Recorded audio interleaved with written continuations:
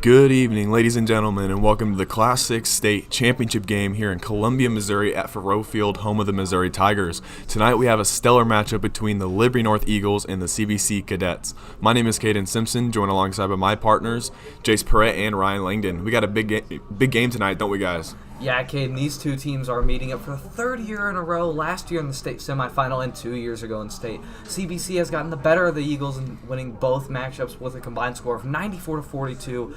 The Eagles are looking to make this a revenge game tonight. How might they accomplish this, Ryan? Well, there are a lot of loads to kind of see how they can pull this off for the Eagles, most notably taking care of the football, taking advantage of turnovers forced on defense, and using the passing game. Liberty North has really been dominating on all fronts as they have excellent pass rushing on offense and finding the open receiver as well as on defense, where they are notorious for putting the pressure on the pocket and for forcing mistakes.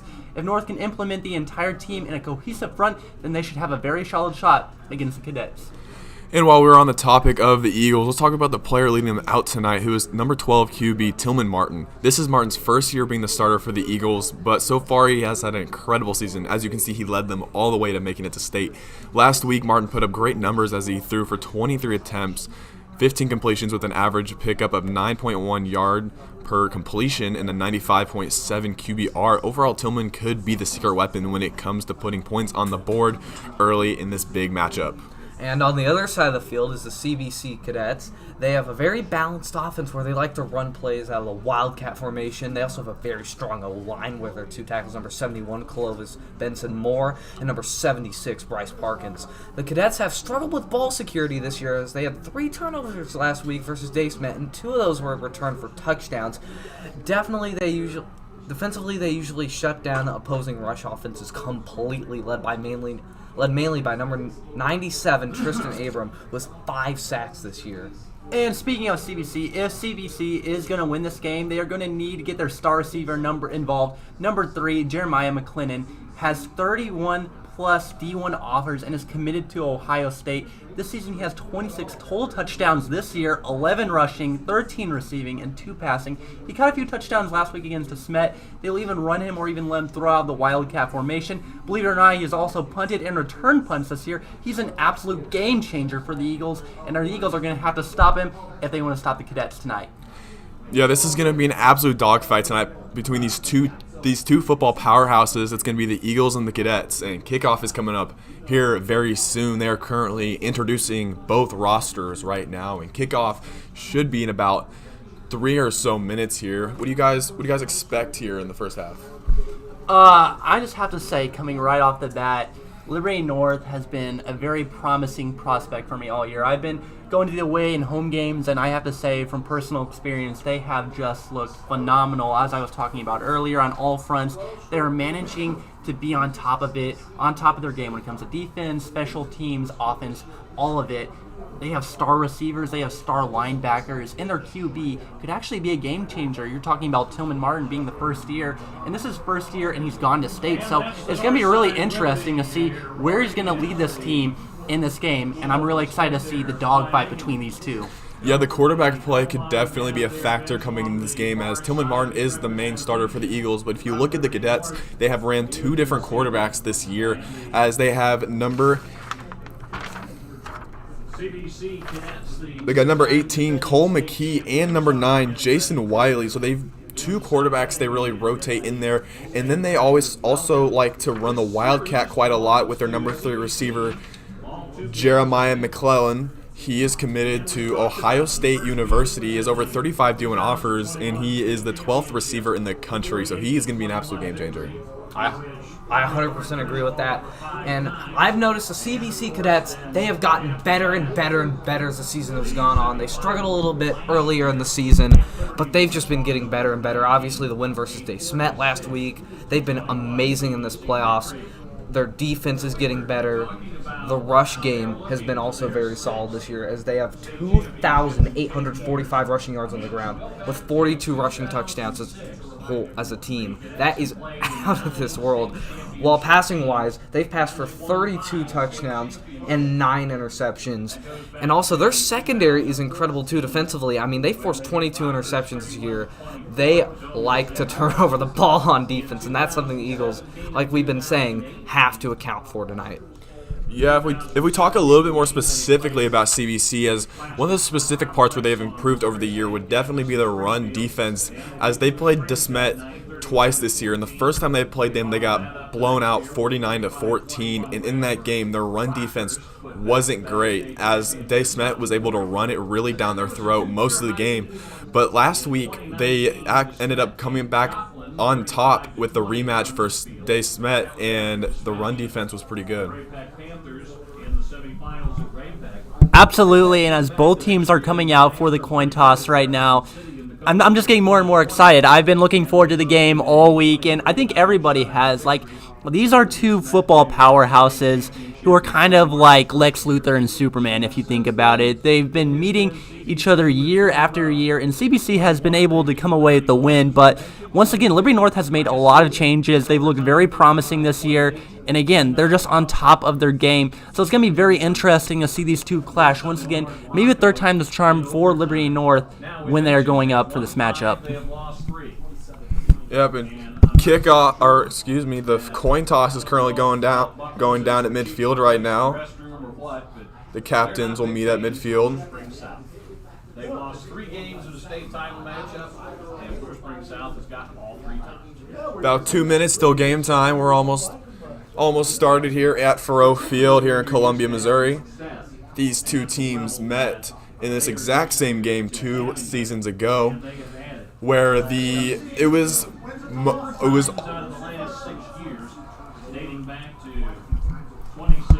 And while they're in the middle of the field, I just have a quick question for both of you. We have 1 minute and 33 seconds. I just have a quick question.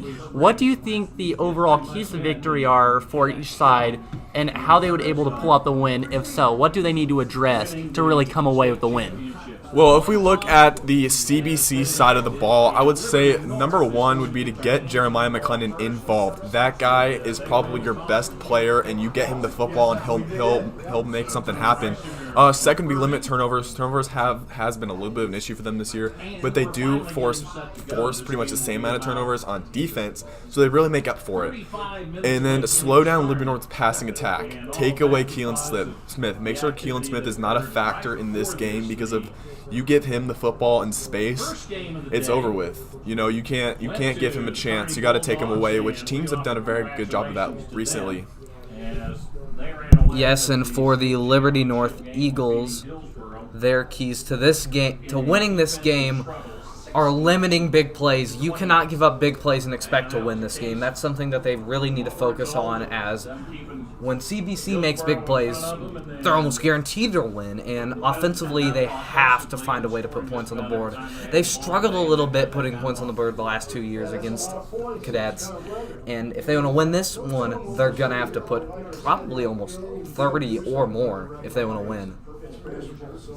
All right, kickoff is coming up here. The Eagles will receive the kickoff, so the Cadets will take it at halftime, and kicking it off for the Cadets is going to be number 91, Simon Kachich. And back to return is going to be Jacory Love. We're about to get this started here. Everybody's on their feet. And it's gonna be fumbled by the Eagles, and they are gonna be down at their 15-yard line. So a less than ideal start for Liberty North Eagles there, but it's kind of just getting used to getting into the game there. It's raining outside, the field is wet, the ball is bound to be wet. So when it's coming at you with who knows how fast it's coming at you from above, when the rain is coming down, it's got to be hard to keep control and try to get down the field. Liberty North was able to recover, so let's see what they can do here and what they're going to be able to pull off. Yeah, they're going to set up here just inside the 15-yard line. That could have been disaster, but they were able to pick it back up there. Micah Joe Barnett is going to start in the backfield. Tillman has nowhere to go, and he's going to be brought down for a sack. That's going to be a loss of 8 there on the play. What a start for the CBC Cadets, as the Eagles have just had disaster strike 2 plays in a row. The pass rush was able to get there quick. I mean, obviously the ball was snapped over Tillman Martin's head, and that really could have been even more of a disaster for the Eagles. Great start for the CBC Cadets. Yeah, Eagles, once again, a little bit of a rough start there, but I feel like, again, it's just getting used to conditions. I feel like once they get rolling, they'll really be rolling. Yeah, and they're going to go a handoff here up the middle to Micah Joe Barnett, and he's going to get about half of those yards back there. That's going to bring up a third and long here for the Eagles, and there's going to be just under 11 minutes left on the clock. We're just a minute into this game. And yeah, the Cadets, again, another great play. Here on third down, you just need to stop them from getting the first down. No blitzing, just play conservative again. And it looks like they're probably going to pass it here on third and long here. You got 3 receivers out there. From the 7-yard line, Tillman is going to pass this one. Tillman is going to go deep, and it's going to be incomplete, but there's going to be a flag. It's probably going to be pass interference on the Cadets.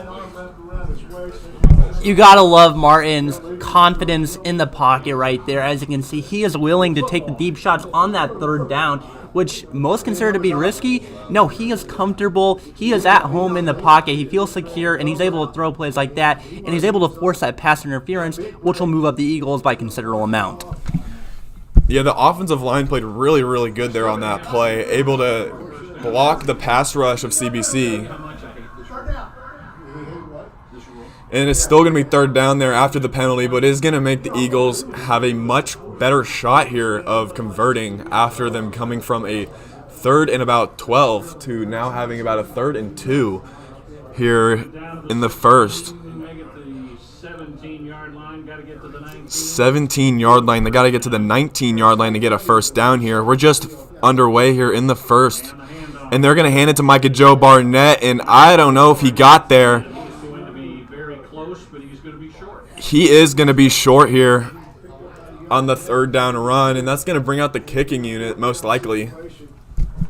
Yeah, obviously the big mistake with the pass interference on third down originally for the Cadets, but great bounce back there, only giving up a yard, and you're going to see a fourth down attempt for the Eagles here. The Eagles look like they're going to go for it here. Just got under 10 minutes remaining here in the first quarter. They may be just running them off sides, but wouldn't be surprised as how amazing the offensive line is. They may try to run it here. And it looks like they are going to run a play. Or maybe not. And they're going to call a timeout here. So interesting move here by the Liberty North Eagles. As you can see, it seems like Martin was ready to take the snap, but then they called a timeout, and I like how their energy is coming out strong in this game so far, how they're already taking those chances. They're not waiting till the third or the fourth. They're already ready to go for it. It's 4th and 1. I would say go for it and try to get those yards and get those points on the board early. Yeah, you really want to show early in the game is that you are aggressive and you have the guts to take plays like that.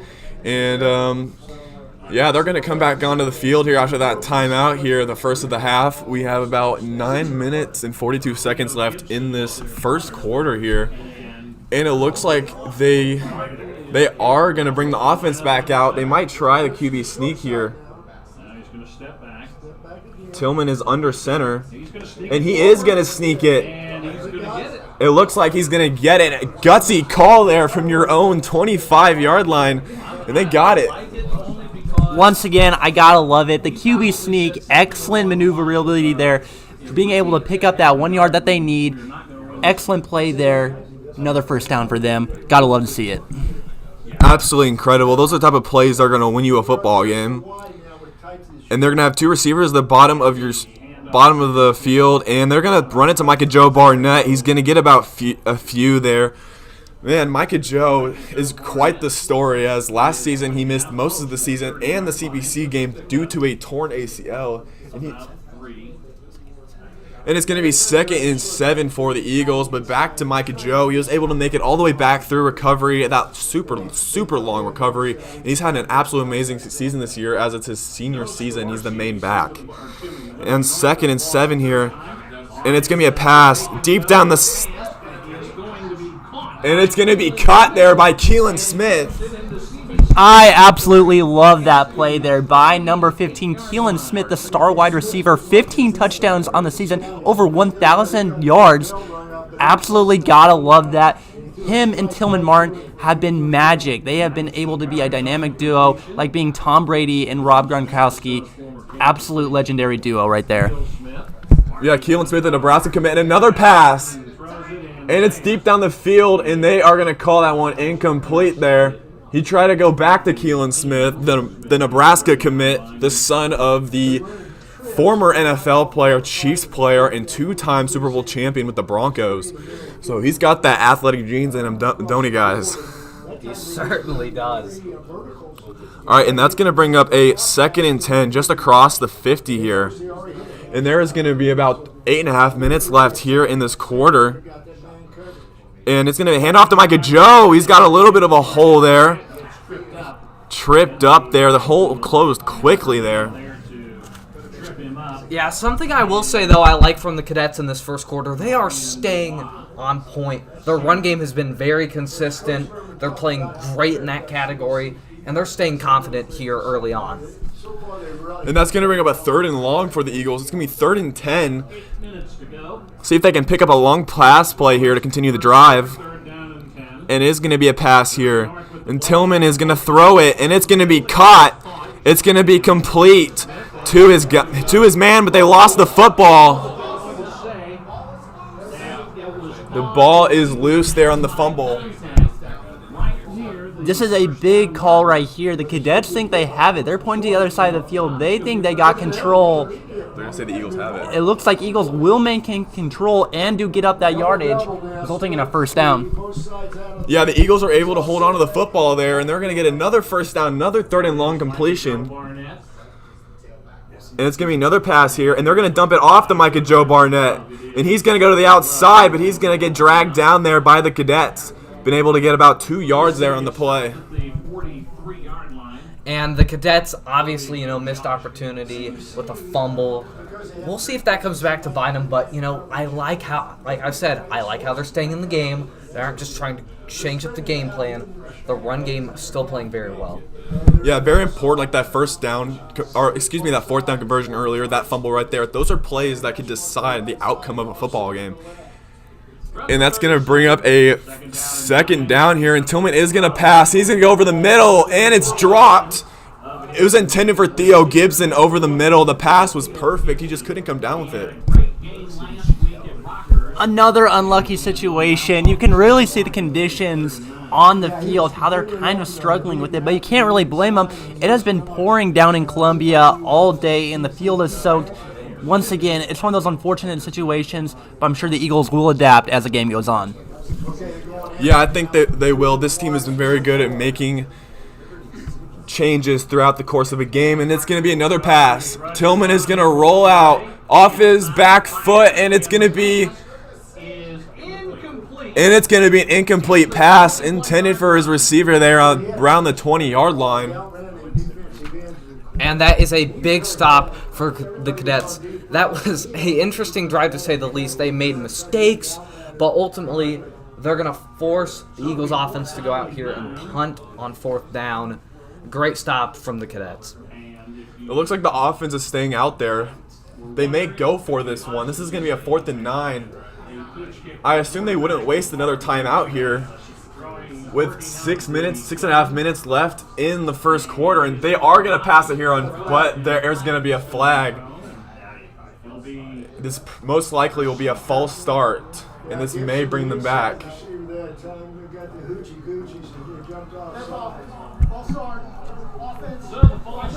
And it looks like it will be a false start on the Eagles, which does bring out the offense and brings on the punt team, as they will be sending it away to CBC.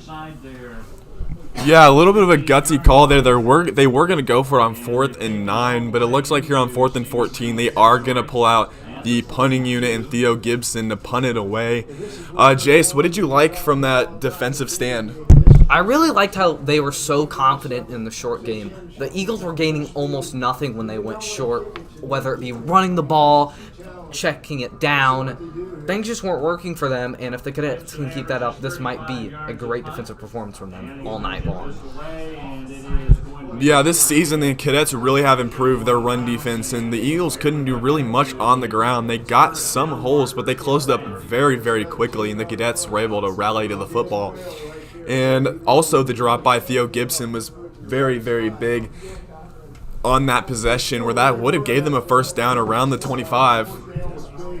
Absolutely, I completely agree with all of your points. CBC now making their way out onto the field. Score is still 0-0 with 6 minutes and 32 seconds left. First and 10, CBC. Looks like they'll be setting up on the 38. Correction, pretty good field position. Yeah, pretty great field position there. And it's going to bring out the offense of the Cadets. Jeremiah McClellan is going to start out in the quarterback spot, and it's going to be a handoff, and he's going to get a loss of about 1 there on the play. Absolute amazing rally to the football by the Eagles. Right there, number 9, an absolute beast on the Eagles defense. Melvin Laster, 2-time Buck Buchanan Award winner, now 3-time, as it was announced this week. Absolute beast and a wrecking ball for this defense. Yeah, we saw that Wildcat formation pretty quickly here, and they got the quarterback back in there. He's going to dump it off to his guy to the outside. He's going to make a move, and he's going to be just up to about the 45-yard line here. That's going to bring up a 3rd and 2 for the Cadets. Pretty nice dump off there. Yeah, I agree, Cayden. I really like that they're getting a good chunk of the yardage back on 2nd down. Makes up an easy 3rd down. And they're going to run it here on 3rd down, and he ain't going to go anywhere. The Eagles are going to get him right there. I love that defensive play right there. As you can see, CBC tried sending it up the middle, and it was just boxed in. No open route, and Liberty North was on top of that. Loved how they were able to close in and shut down the play early. Yeah, that was a very good defensive stand, but they're going to go for it here on 4th. And they're going to run it up the middle with this quarterback, and he's going to get it. Jeremiah McClellan is going to take it himself. Yeah, I'm sure we're going to see a lot more Jeremiah McClellan tonight. He is a great player, like we've been talking about. Gutsy call, but it really pays off there on 4th down for the CBC Cadets.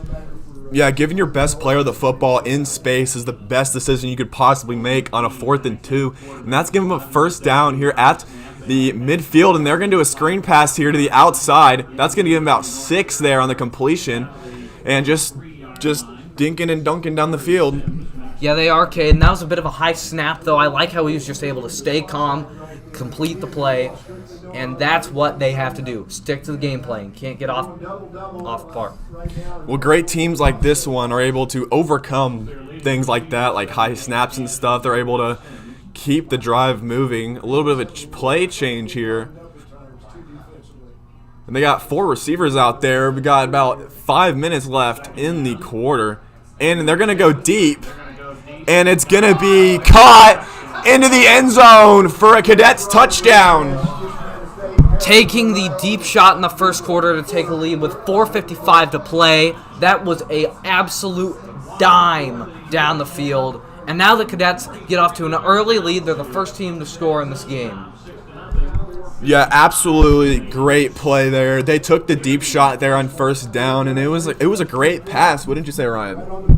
Yeah, I gotta say that was actually a pretty good strategy there by CBC. You gotta give it to them when they were, like you were saying, dunking and dinking, throwing those short passes, and then they just change up completely. You saw those 4 wide receivers out in the slot, and then they just send them downfield, and that connection of the QB and into the end zone was just magic for them, putting them on the board early.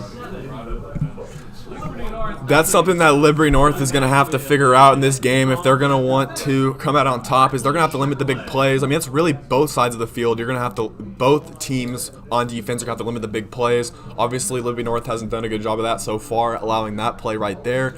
But they will come back on offense. They had a strong offensive drive earlier. They did get stopped short around the 40-yard line. And Liberty North coming out for their second drive, I feel like they're definitely going to be more locked in. Now they have a feel for what the field's like, what the ball's like, and just learning off that previous drive, what worked, what didn't work, and they're just going to implement that in their strategy moving forward. We know what works. Let's see what they can do. Yeah, one of the biggest things that has made Liberty North stand out against all their opponents this year is their ability to make adjustments through the game. They make adjustments very, very fast, especially after halftime.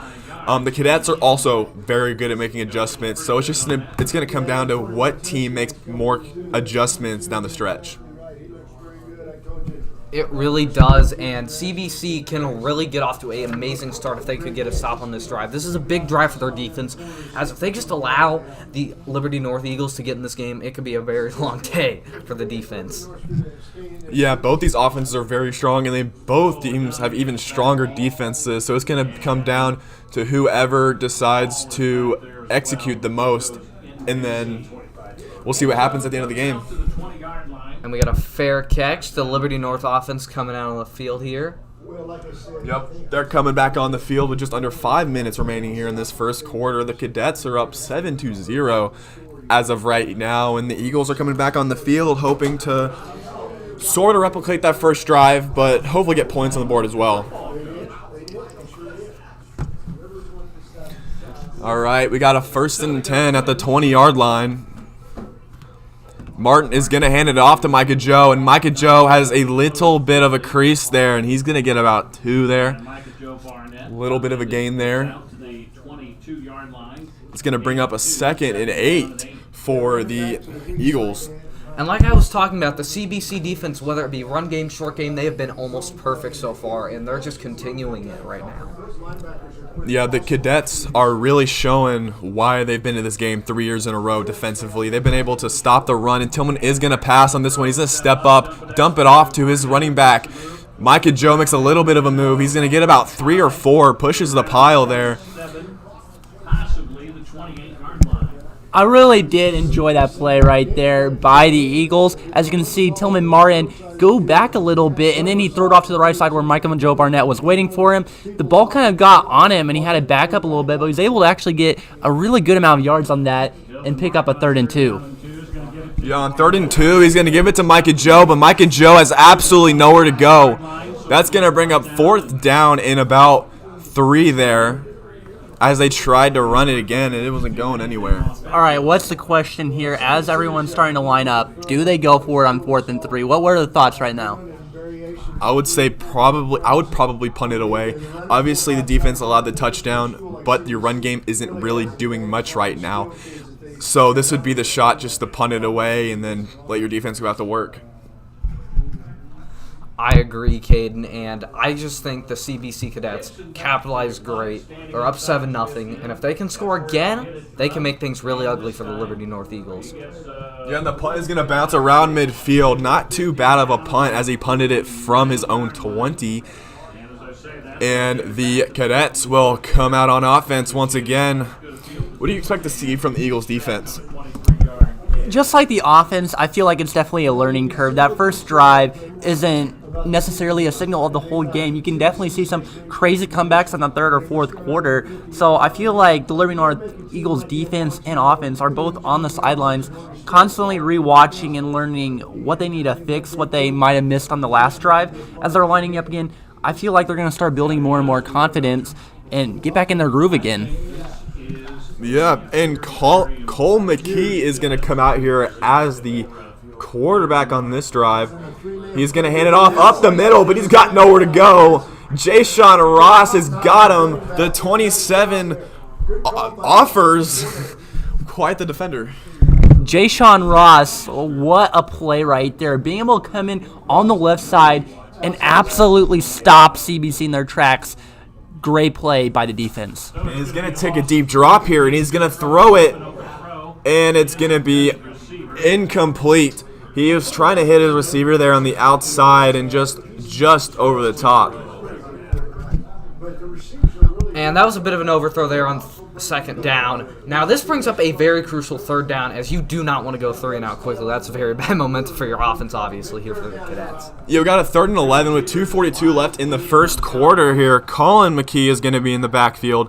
next to his running back, number 34 there. Changes the play at the line of scrimmage. He's going to take the snap. He's going to take a deep drop here. He's going to throw it deep, and it's going to be caught, but did he get the first down? I don't think he did, Cayden, but I think he's very, very close to it. Looks like they will give him the first down here. Very good completion by the Cadets. They're on third down and 11. All right, same formation here. He's going to pass it again. The bull rush. He's going to get away, throw it again. And that ball is incomplete. You can see it from a mile away, Cayden. You could see Jashawn Ross on the left side. He was just revving his engines. He was ready to go, and as soon as the play was called, he was on the QB, chasing him down until he threw it out of bounds. Once again, great point there by the Eagles defense. Yeah, the pass rush of the Eagles may be one of the main factors in this game if they're able to win. They're able to get pressure there, but McKee was able to get it away, and they're going to run this one. They're going to get about 1 or 2 yards here. This is going to bring up another 3rd and long, but I'm pretty sure they could easily pick up another long first down. This is definitely what I like to see, Cayden. You can see back-to-back 3rd downs. It's 3rd and 8. Last one was 3rd and 11. So it seems like Liberty North defense is definitely analyzing and picking up on what CBC is trying to do and kind of picking up their playbook and stopping it. Yeah, if you're an Eagles fan, you'll definitely like to see them not let them pick this up here. And it's going to be a deep pass. Rolling out as the quarterback. He's going to throw it, and it's going to be incomplete. Knocked away there by the Eagles. He was trying to get it to his star receiver there. And that's going to bring up a 4th and 8 for the Cadets. And yeah, the punting unit comes out on the field. Always good to take a shot on 3rd down. That wasn't even too risky of a play, very far out of bounds line. And just nothing much he could do there. That was great defense by the Eagles. Yeah, he really threw it up there just to see if his player would come down with it, and he did not. But those are the type of risks that you want to play in a big game like this. Cole Young there, number 2 for the Eagles, being able to break up the pass right there. Great coverage, being able to stay with the receiver. Liberty North's ball now. Yeah, it was a little bit of a high punt there, and the ball is going to roll, it looks like, into the end zone. That was a very close call there. The punt went into the end zone. CBC tried running for it, tried bringing it out to the 1-yard line, but it looks like it is ruled that it is a touchback. Eagles looks like they'll be setting up at the 25-yard line. Yes, the Eagles will be coming out to the 20-yard line here after the ball barely rolls in the end zone. The Cadets almost saved it there, but that was a really good defensive stand by the Eagles. I mean, obviously they give it the big play. They didn't do much on offense on their previous possession, and they had a really good stop after allowing that 3rd and 11 completion. And they're going to be back out there with Tillman Martin. He's going to motion his receiver. He's going to give it to him on the jet sweep, and he's going to be to the outside, and he goes under a defender. That is going to give him about a gain of 8 there on the play. I really like the motion there. Ja'Cory Love, number 3 for the Eagles, being able to pick that up. Seems like CBC was just trying to catch up with them. A really good gain and a really good play call. Just under 1 minute and 30 seconds. Score is 7-0. CBC is still up with the Eagles ball. 1st and 10 at the 22-yard line. Yeah, an absolute amazing run there. And they're going to be set up at the 25 there. And Tillman is going to hand it off to Micah Joe again up the middle, but he gets a little bit of a crease, but then he gets torn down there by the Cadets. And that was probably the best run by Micah Joe so far. Yeah, the Cadets do give up a few yards, but that was really physical defense. However, we do have a penalty flag down. Let's see what this is about. This one might be coming back. The referee will give us the call here in just a moment. Usually on these type of calls, you see some type of holding, whether it's on defense or offense, but we will get the call. But the ref is talking to the Eagles over there. It looks like it was a tug. You can see when Micah Joe Barnett was running up the middle, it does seem like one of the CBC's players did grab and tug on his jersey, holding him back and bringing him down, which seems like they did call on CBC. That's going to give the Eagles a first down. Yeah, it looks like there was a horse collar there on the tackle. When they brought down Micah Joe, he got pulled down by the back of his shoulder pads, which is a penalty everywhere. And that's going to be a pass over the middle, and it's tipped and incomplete. He was trying to hit his man Joe Hall over the middle, and it was just out of the reach. I agree with that, Cayden. A nice pass there. It was just a little too high, and once again, slippery. It can easily go out of your hands, in and out. Bringing up a 2nd and 10. A good attempt, though. Yeah, if you're a receiver in these conditions, the best thing to do is not wear your gloves, because once those gloves get wet and with the stickiness that's on it, it'll make it even more slippery than if you're using your regular hands without gloves. So they are going to bring up here a 2nd and 10 here after the turnover, or excuse me. And that's going to be another penalty on the Cadets. So far this drive, the Cadets have had a couple hard penalties, and that is going to move them up to a 2nd and 5 here. They had the horse collar and encroachment. So the Eagles are going to have a 2nd and 5, and they're going to run it to Ja'Cory Love to the outside.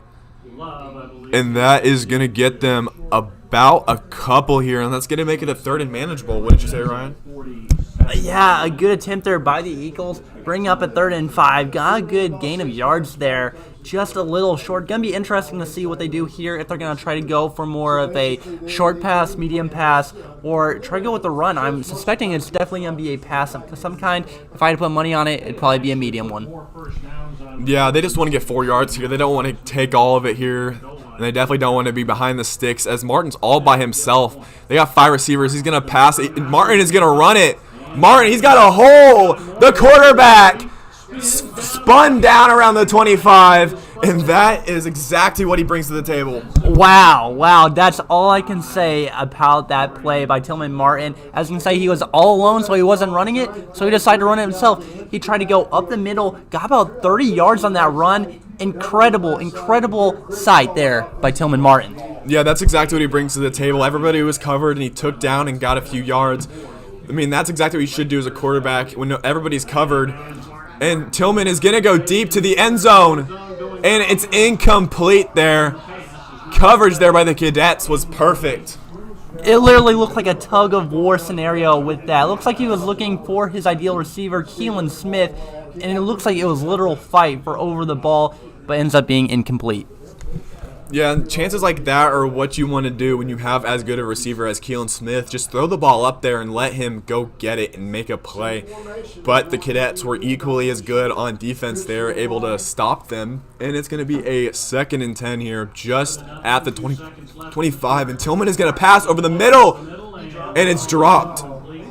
Pass was intended there for Jayshawn Ross over the middle, the big target. Looking for Jayshawn, and the pressure was good there by the defense. They were chasing Jayshawn and were able to bring him down. Right as that pass was coming into his arms, it was broken up as he hit the turf. And that will bring us to the end of the first quarter here at Faurot Field, where the CBC Cadets are up 7-0 over the Liberty North Eagles, as they will move to the other side of the field. What did you guys see there in that first quarter? Well, that was a very defensive first quarter. The Eagles, well, they dropped a lot of passes. The Cadets obviously capitalizing on that, giving up 0 points in the first half alone. They have been, again, great on the run game, great in the short passes. They got to improve on that coverage, medium and deep. They've really struggled there, and if the Eagles could have caught a few more of those passes, this game could be pretty ugly already. Yeah, I would say the storyline so far for the Eagles would be those drop passes. As on the very first drive of the game, it was a 2nd and long, and Theo Gibson dropped it. And then on this play, they had 2 drops, one big drop. The Keelan Smith one was questionable because of the really good coverage. But Jayshawn Ross, it was a perfect pass, and he was right over the middle, and he just couldn't come down with it. So that is something that the Eagles are going to have to figure out here in the second quarter, as they will be set up on the other side of the field with a 3rd and long. Ryan, what do you think they're going to do here? I think that the Eagles are going to try to do what they did before when they faced that 3rd down. I think they're going to try to go for a pass here, pick up that quick yardage. They might have got him to jump here. It might have been false start. And it was offsides on the Cadets. And that's the second encroachment call on the Cadets. Yeah, they've had 3 penalties this drive. If they give up some points here, this is going to end up being known as a very penalty-filled drive for the Cadets. Yeah, penalties have definitely been a big factor in this drive. Martin is going to pass. Martin is going to over the middle, and it's going to be caught for the touchdown. Cayden Smith. I almost jumped out of my seat, Cayden. What a pass and matchup. With Tillman Martin going to Cayden Smith. Once again, that duo is incredible. Cayden Smith being able to find opening, get into the end zone was incredible drive by the Eagles, and finishing it off with 6 points. Yeah, that was an absolute perfect pass there by Tillman Martin, and an absolute even better catch by Cayden Smith with the weather conditions. Was able to catch it with his body and not drop it, which was very great. And they're going to tie up the score here if Blue Renfro can kick it through. And the extra point is good. So the Eagles are able to tie the game up here. Ryan, what did you see from the Eagles offense? I really like the improvements that we saw on the field. I think they were a lot more comfortable for sure. I feel like they were a little stiff when they were coming on that first drive and the second drive. But in the third drive, I felt like they really found the rhythm and they started to move down the field. They were calling really good plays, making a lot of really good decisions, and they were just comfortable. That's my main takeaway. They were really comfortable, and that's how they were able to move so quickly. And I want to say something. That is where the Cadets' pass defense does come back to bite them. The deep and medium pass defense was very poor on the first couple of drives for the Cadets. And if it weren't for, and like I said, if it weren't for those drop passes, the Eagles could be up right now. And there it does come back to bite them. They really have to get that situated when their offense is on the field. They need to have a long drive where they get some points, take the lead, they get the ball at halftime. This is a big drive here for the Cadets, right, Cayden? Yeah, this is a big drive for the Cadets, as we're just barely into the second quarter here. There's 11:55 left on the clock. Tied game. It's anybody's ball game right now. And really, if we do go back and look at that drive, not turnovers, penalties were a big factor, as there was the 15-yarder on the horse collar, and there was the 2 encroachment calls. Really, penalties is going to be an issue, and the Cadets are going to have to clean that up if they'd like to stay in this football game as they are right now. And we'll see their offense as Blue Renfro, the junior kicker, is going to kick it off here. He's had quite a stellar season, and it's going to be returned by the Cadets. He's going to run off to the outside, down the sideline, but a very good tackle there by the Eagles. And they are going to come out to the 25-yard line here. Pretty nice return, able to reverse field. He didn't get many yards there, but that was pretty nice. Yeah, and on the last drive, we saw 2 third and longs for the Cadets. They did end up managing to convert one of them, but the other one they didn't, which ended up in the drive stalling. Here you cannot get yourself in those situations. You have to run on first and second down, and those plays need to be successful. Yeah, in the first quarter, the quarterback Cole McKee was 4 for 7 for 68 yards, a touchdown, and a 43 long. That touchdown was the 43-yarder, and they're gonna have another run to the outside. Makes a little bit of a move there, and that's gonna give them about 4 or 5 there on the pretty nice first down run there. Wouldn't you guys say? Yeah, CBC, good play call there. Going up the side, trying to be a little sneaky there. Good pickup, about 3 yards. Liberty North also holding him down. Good job on both sides. Yeah, running the ball hasn't been much of a factor for both teams offensively. It really just is going to come down to who's going to execute the pass better. And McKee is going to step, and he's going to fire it out of bounds there. Oh, you could see Melvin Laster like a charging rhino. He was coming after the quarterback, and he just threw it out of bounds again. Liberty North has done an excellent job just pressuring the QB this game. Yeah, they have done really good. That was really good coverage there on the backside, and the pass rush was good. Made McKee have to throw it away there, and that's going to bring up a 3rd and 7 here. A big defensive play here for the Eagles, looking to get the ball back. The official is going to give us the call. It looks like they blew it dead here. They may be discussing this here. This might have been a false start on the Cadets.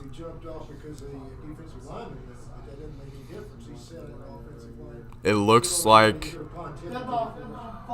And it is going to be a false start in the Cadets. So the penalties here are starting to rack up for the Cadets. Yeah, they really got to figure that out. Now it's 3rd and 12, and they got themselves into these situations last drive, and it ended up in them stalling out. They need a miracle here, Cayden. Yeah, this would be a huge stop for the Eagles' defense here. And it's going to be a pass. And McKee is going to throw it, and it's going to be dropped. He was trying to get it to Jeremiah McClellan there, and just out of the reach. Ja'Cory Love, number 3 there on the pressure, and good coverage once again, staying with the man he was assigned to, and was able to break it up. Really good coverage all around by Liberty North on defense, and now they are going off as a punt team comes on for the CBC Cadets. Yeah, punting it away here on 4th and 11 will be the CBC Cadets. That was an absolute very, very strong defensive performance there by the Eagles, being able to stop them. And the punt, and it's going to be blocked, and it's going to be picked up by the Eagles. And either way, Liberty North is Oh my goodness, what a turnaround right there. Cole Young, once again, just came charging in and was able to block it. It was extraordinary how fast he got there and was able to block it for the Eagles, setting up with excellent field position. That was absolutely incredible. He barely got the last punt away. This one wasn't even close. The Eagles were all over him. He had nowhere to go, and they picked it up. And they're going to be at the CBC 8-yard line. Yeah, there has been a lot of false starts and encroachment calls on the Cadets. Penalties have been a struggle so far, and that may be the cause of the outcome in this game. And Micah Joe Barnett is going to be up the middle. He's going to be just short of the goal line. That's going to be about a 2nd and 3. Micah Joe Barnett straight up the middle there on the 2-yard line. Really good run and a good pickup. Looks like they might go back for another run to try and punch it in. And Micah Joe is going to take it to the outside, and he is going to break through into the end zone. Missed tackle by the Cadets. Micah Joe Barnett running to the outside. He was breaking the tackle, constant pressure, was able to go to the left side and get it in. What a great play there by the Eagles, and great job for Micah Joe Barnett to break the tackle with all that pressure and get it in the end zone. Yeah, the Cadets had him dead in sights for a loss of a few there on that play. And Micah Joe, man, that guy does not quit. He fights till the whistle, and he ended up in the end zone.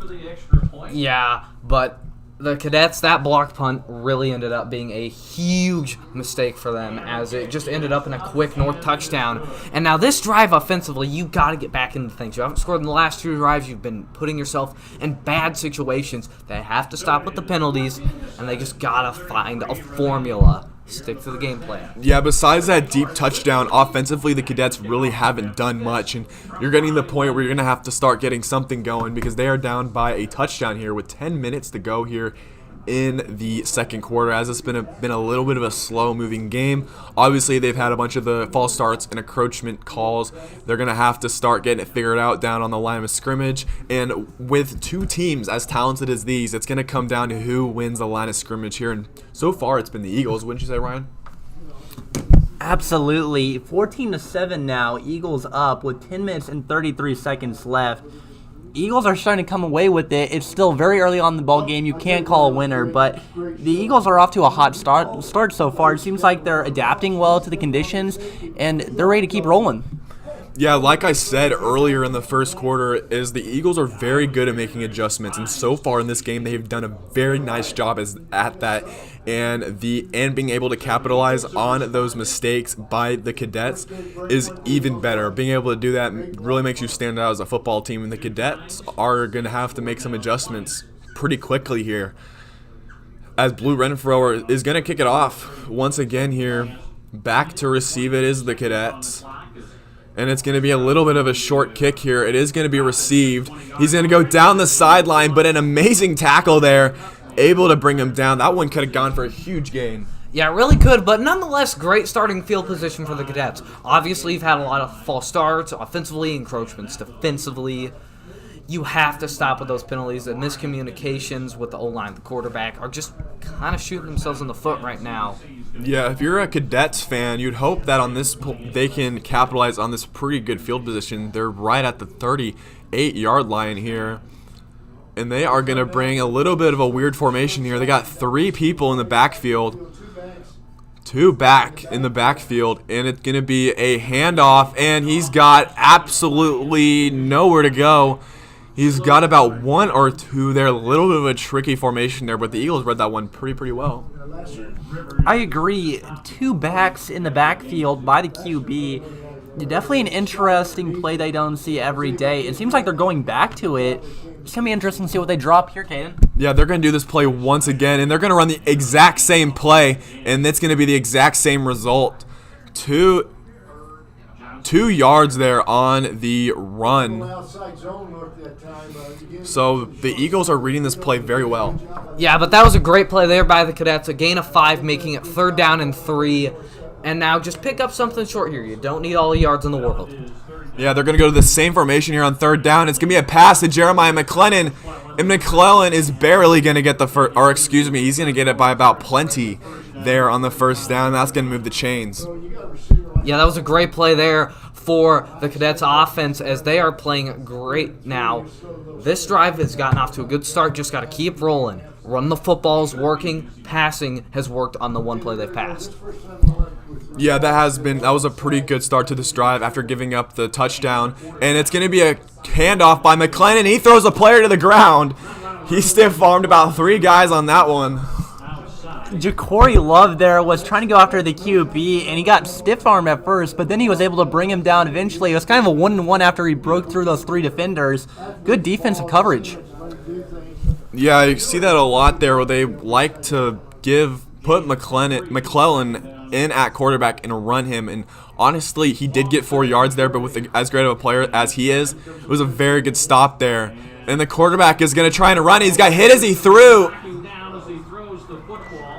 They're going to call this incomplete. Wow, that's all I have to say about that play. Melvin Laster coming in again. You can just see him in the dead center of the field running after the QB and gets him again, resulting in another incompletion. We can definitely see there. That is why Melvin Laster won the Buck Buchanan Award for the 3rd straight season. He's an absolute dog on that field. And you give him a free lane to the quarterback, you better watch out, because he will be on you. And that's going to bring up a 3rd and 7, another 3rd down here for the Cadets. This is a big one here. Hopefully they can pick this one up. And they are going to pass it. He's got plenty of time. He's throw over the middle, and it's high and incomplete. He tried to hit his man across the middle of the field, and that's going to bring up a... Yes, it will bring up 4th and 7. Missed throw there by the quarterback. Kind of a big mistake on 3rd and 7, obviously. Bringing out the punting unit. Cannot capitalize. Their defense has to really step up now, as they've given up 2 consecutive touchdown drives. Yeah, that was an absolute...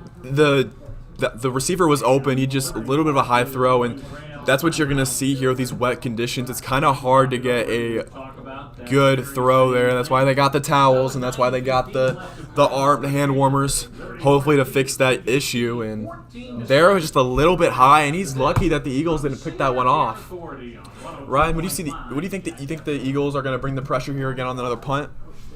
Absolutely. I think the Eagles are going to once again bring their unique spin for this next drive for sure. They want to be unpredictable. They want to make sure they can move down the field effectively. Only 9 minutes and 15 seconds left. I think they could definitely try to chew off some clock too and lead the CBC Cadets with a little bit of time and try to get that last punch in send them up 21-7.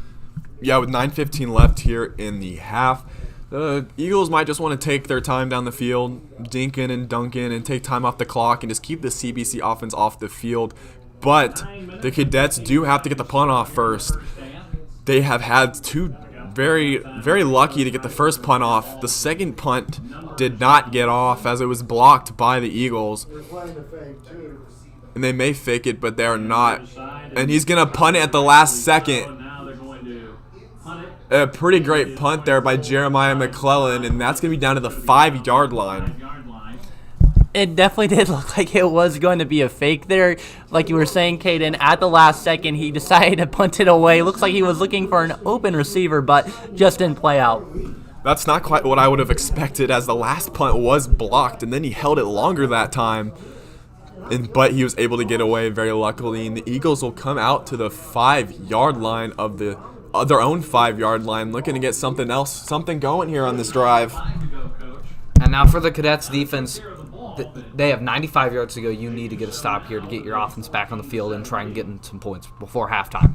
Yes, this is exactly where you want to get a stop. You're already down by a score. And Micah Joe is going to go up the middle. He's going to get about 5 there on the carry down to the 10-yard line. Good opening there and a good run for sure. Being able to pick up half the yardage for a first down. Good sight on being able to find those open slots and being able to use them effectively. And obviously running the ball hasn't been too big of a factor so far in this game, but if you continuously run that football, you will wear down the defensive line. And then that'll open it up for more big runs. And that's going to bring up a 2nd and 6 for the Eagles at the 9-yard line with 8 minutes and 30 seconds left in the half. It's going to be another handoff up the middle to Micah Joe. Micah Joe is going to get hit early. That's going to give him about 2 yards there on the carry. That's going to be a 3rd and 4. Yes, a gain of 2. And really, this for the Eagles right now, you want to get a first down, but if you don't get the first down, just all you want to do is not turn the ball over at where you are in the field. The Cadets really want to get a stop here, but if you don't get the first down and you don't turn the ball over, I think that's still a win for the Eagles. And they are going to pass it. They're going to fake the screen. Martin's going to run up the middle, but he's going to be tripped up there around the 8-yard line. Great stop by the Cadets defense as they force the Eagles to a 3-and-out there. Obviously, it'd be way too risky to go for it. That's great for the Cadets defense after giving up those 2 touchdown drives, getting themselves back in the game. And now this is going to be a very tough punt for the punter of the Eagles. And you might have very good field position if you're the Cadets here, and you need to capitalize. Yeah, the Cadets most likely will probably end up right where they ended their last possession, around midfield. So that was a really good stop by them. But on that run there, Tillman Martin had a little bit of a hole there, but was unable, and that's going to take an Eagles bounce just across the 46-yard line there. Solid starting field position for the Cadets. They had a good first little set of downs on the last drive, but then the second set of downs did not go their way.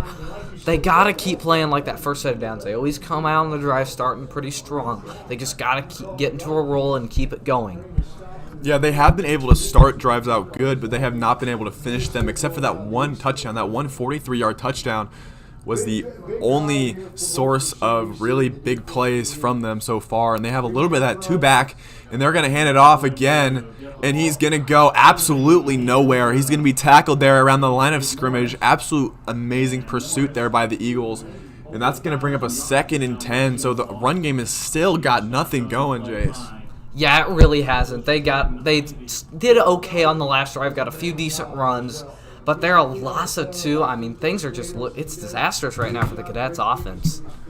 Yeah, and this time it's going to be a pass, and they're going to get it to McClellan, but he is absolutely going to go nowhere as well. That play is only going to get them maybe 1 there on the completion. What'd you see there, Ryan? Yeah, it seems like that was really great coverage by Liberty North once again, being able to read the route and stop it early and shut it down. Really good to only leave them to have only 1 yard. Yeah, we talked about it in the open, and getting the ball to Jeremiah McClellan is really going to be a game changer, but they were able to bring him down really fast there. Really hard to bring that guy down, and they did it pretty easily there. And there is going to be a flag there, and it's going to be deep. It's going to be caught by Jeremiah McClellan, but there is going to be a penalty. Currently is a 3rd and 9, so it'll be interesting to see if this will be on Liberty North or CBC. This might be coming back. And it is going to be on the Cadets. So this play is going to come back, and that might hurt them. Penalties are starting to really add up here. Looks like it is an illegal formation on the CBC Cadets. You were saying it earlier, Cayden. It is actually costing them. It looks like it will be another 3rd down, but a lot more now this time. Yeah, that was a great play there, but they did have an illegal formation, so it's going to come back, and these penalties are really starting to hurt them here. That's going to bring up a 3rd and 14 here. Another 3rd and long. They can easily pick this one up, but it's harder than the last one. And he's going to throw it, and it's going to be incomplete. Another incomplete pass there. Ja'Cory Love was on the coverage. Miscommunication from the quarterback with his receiver. Really tight coverage by the Eagles there. That was a difficult play to make. Obviously, 3rd and 14 from your own 43 is a very difficult situation to be in. They need a good punt here to pin the Eagles deep again, because we saw what happened. Their defense played phenomenal last drive, right, Cayden? Yeah, their defense played really good, able to get the 3 and out from the Eagles. Right there, the penalties again hurt them. They would have had a first down inside the 35-yard line, but but then the penalty brought them back, and they had to punt on the incompletion. But an absolute shank there on the punt is going to put the Eagles in pretty decent field possession. Yeah, not a great punt by CBC. It's still an effective one, but it sets the Eagles up on their own 38-yard line with the 1st and 10. So still another around 13 yards to start off, where they would usually be setting up around the 25-yard line. So it's going to be interesting to see what they can come up with here. Yeah, with about 5.5 minutes here left in the first half here, the Eagles are going to run a empty backfield. They have a little bit of a crunch formation, but 5 receivers out there right now. Most likely going to be a pass here, and Martin is going to step back. He's got a free rusher. He's going to elude the rusher. He's going to throw it on the run, and it's going to be incomplete there, intended for his receiver, and that was pretty incredible for Tillman Martin to be able to avoid that rusher. I totally agree, Cayden. You could see Tillman Martin rolls out right, and he was looking for an available receiver. He saw Jashawn Ross, that he was able to give it to him, but just again, a little unfortunate, good coverage, and that rain once again just affecting how it's able to catch. Yeah, that was a very good defensive play there, but, I mean, Tillman was dead in sights by that CBC defender who was unable to bring him down here. It's going to be a 2nd and 10, and they're going to hand off to Micah Joe, the biggest hole of the night, and he's going to get about 7 there on the carry. Starting to get a little bit something going on the run game. Yeah, that was Ja'Cory Love there running up the right side. Had good blocking and was able to pave his way through. Only 3 yards left, as is a 3rd and 3. Let's see what the Eagles do here. I'm expecting another run to push it through. Yeah, like we've said, with the Eagles getting a lot of possessions here, with the Cadets having very short possessions, the defense has been on the field. There's going to be a flag there. Penalty here. It might have been a hold on the Eagles. This one might be coming back on 3rd down. Let's get the call here from the referee. It's going to be a chop block on the Eagles. You don't see that very often, but that is going to bring the Eagles back. And yeah, obviously a rare penalty, but for the Cadets now, they do need a stop here, making this a very hard situation for the Eagles offense to convert. You have to capitalize and get your offense back out on the field. The defense, and also this can help for the defensive momentum. Yeah, that is going to make it a 15-yard penalty there. Penalty of the game. 2nd penalty for the Eagles, and that really hurts there, as they had a 3rd and short, and now it's a 3rd and a mile, 3rd and 15. Really, you don't have to get all of it back. You're still winning. Your defense is playing great. And there's motion. And there is going to be movement there. Looks like that will be an encroachment call on CBC. Looks like it will be the 3rd time. We've been talking about that. It's starting to become a problem for him. So many penalties in this first half. What they need to do to limit them? Well, you got to be very disciplined on the line of scrimmage, as the quarterback cadence can really make you jump offside, and Tillman's done a really good job of that so far. And it's going to be a 3rd and 10, and Tillman is going to go to his 2nd read. He's going to throw at the last second just to the – it's going to be complete there to Theo Gibson. It's going to be very close to the 1st down, and it looks like they're going to give him the 1st down. 1st and 10, Theo Gibson with a really good secure catch there. Tillman Martin was signaling him downfield, trying to find the available spot, and Theo Gibson was able to make it for him, once again with a secure catch, going out of bounds. That's really good to see by Theo Gibson. He had one of the big drops earlier in the game, and Tillman Martin able to get to his other reads. I mean, his other reads weren't open. The play broke down. He was able to complete it to his receiver for the 1st down, and and they're going to have a first down at the 50, and Ja'Cory Love is going to get hit there around the line of scrimmage. That might have been a gain of 1, but it looks like they're going to say he got nothing there on the play. Yeah, not much there for the Eagles offense, but the Cadets, you gotta stop giving up these third downs. That was a 3rd and long, had great pressure, great coverage, and they still gave it up. Something needs to change very quickly for them. Yeah, the big plays are going to hurt both of these teams in this game, and it's going to be a 2nd and 1, and it's going to be a rollout pass. Martin is going to keep it just for a few yards there, able to fight for it. That's more what we like to see from the Cadets, as that was a great tackle. They read the play well, and they were able to stop them quickly there and bring up a 3rd down. Not super easy first stop, but they definitely have a chance to stop them. Yeah, so we're just under 3 minutes to go here in the half. The Eagles have another 3rd and long. It's a 14-7 Eagles here, just across midfield. 3rd and 6 here. So they can convert another long 3rd down. Martin is going to pass. Martin's going to go over the middle and just incomplete. Over the head of everybody there, but the Cadets are going to get the ball back.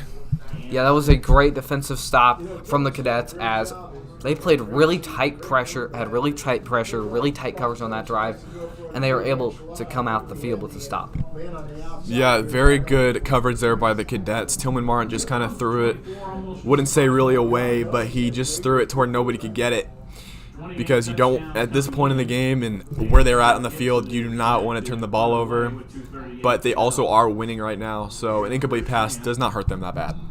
It was almost a mesh play. You could see Theo Gibson coming to the center of the field, Tillman Martin throwing it to him, but 2 defenders were on top of him and did have good coverage, which resulted in the play going incomplete and the pass going a little too high. And that was an incredible punt there by Theo Gibson. The ball is going to roll inside the 10 there, just to about the 7-yard line here, and the Cadets' offense is going to go back on the field. Yeah, this is the long field for the Cadets. They have just 2 minutes, 24 seconds. However, they do have all 3 timeouts. We're probably going to see them use a couple of those, maybe even all on this drive here. They might even take their time here because you are down by a score, but you do get the ball at half. So it's not too big of a worry here, but they would like to get something going because offensively, besides a 43-yard touchdown, they haven't done much. So they're going to have to get something going. And it's going to be another run, and that run is going to go nowhere as well. And the ball is on the ground. I think the Cadets picked it up, though. The Cadets are going to pick that one up there. I just want to say that was a great wall the defense created there. As you can see, the CBC Cadets actually seemed like they had a good run at first, but then the defense came in, pushed them out, and then led them to getting no yards absolutely on the play and almost had a fumble recovery. Yeah, and as we have just under 2 minutes left here in the first half, we got a 2nd and 10 here. It's going to be another run play to the outside, and he makes a little bit of a move there. It's going to get him a little bit more yards there. Melvin Laster in there to get the tackle there, the big man playing middle linebacker, number 9. Melvin Laster able to chase him down, resulting in only a 1-yard gain. 3rd and 9. Going to be interesting to see what the Cadets do here. Yeah, another 3rd and long here for the Cadets. Has been an issue for them. They haven't been able to pick up many of them so far in this one. 3rd and 9 here. This could be a big stop for the Eagles. Looks like somebody.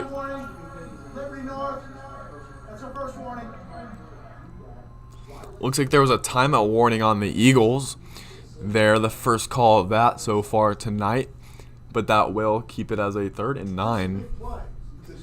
This is a very, very big play as the Eagles could get the ball back in very good field position with just over a minute to go and 2 of their timeouts.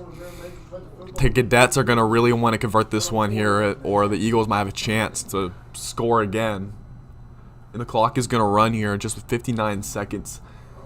The clock is turning under a minute here in the first half in this state championship game.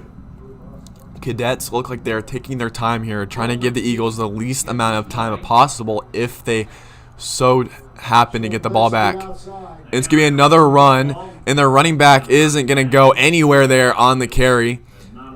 That's going to bring up 4th down, and the Eagles may use one of their timeouts, but it looks like they may not, and the clock is going to run here. 4th and 3. And it looks like the Cadets are going to let the clock run down here with about 5 seconds remaining in the half. 2, 1, and we have made it to halftime here in the Class 6 state championship game here in Missouri, where the Liberty North Eagles are up 14-7 over the Cadets. What have you guys seen so far in the first half?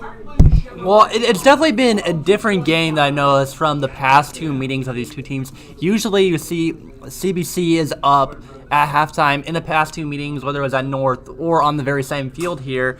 But once again, we've been talking about this all week, and we're talking about today.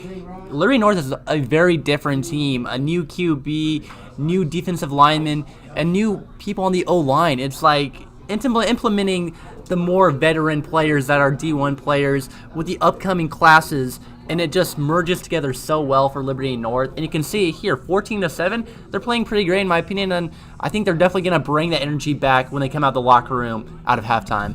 Well, the defense for the Eagles has definitely been a factor in this game, and also the penalties that have been called on the Cadets have really been a huge factor in slowing down their drives and continuing the Eagles' drive, which is really why the Eagles had that first touchdown.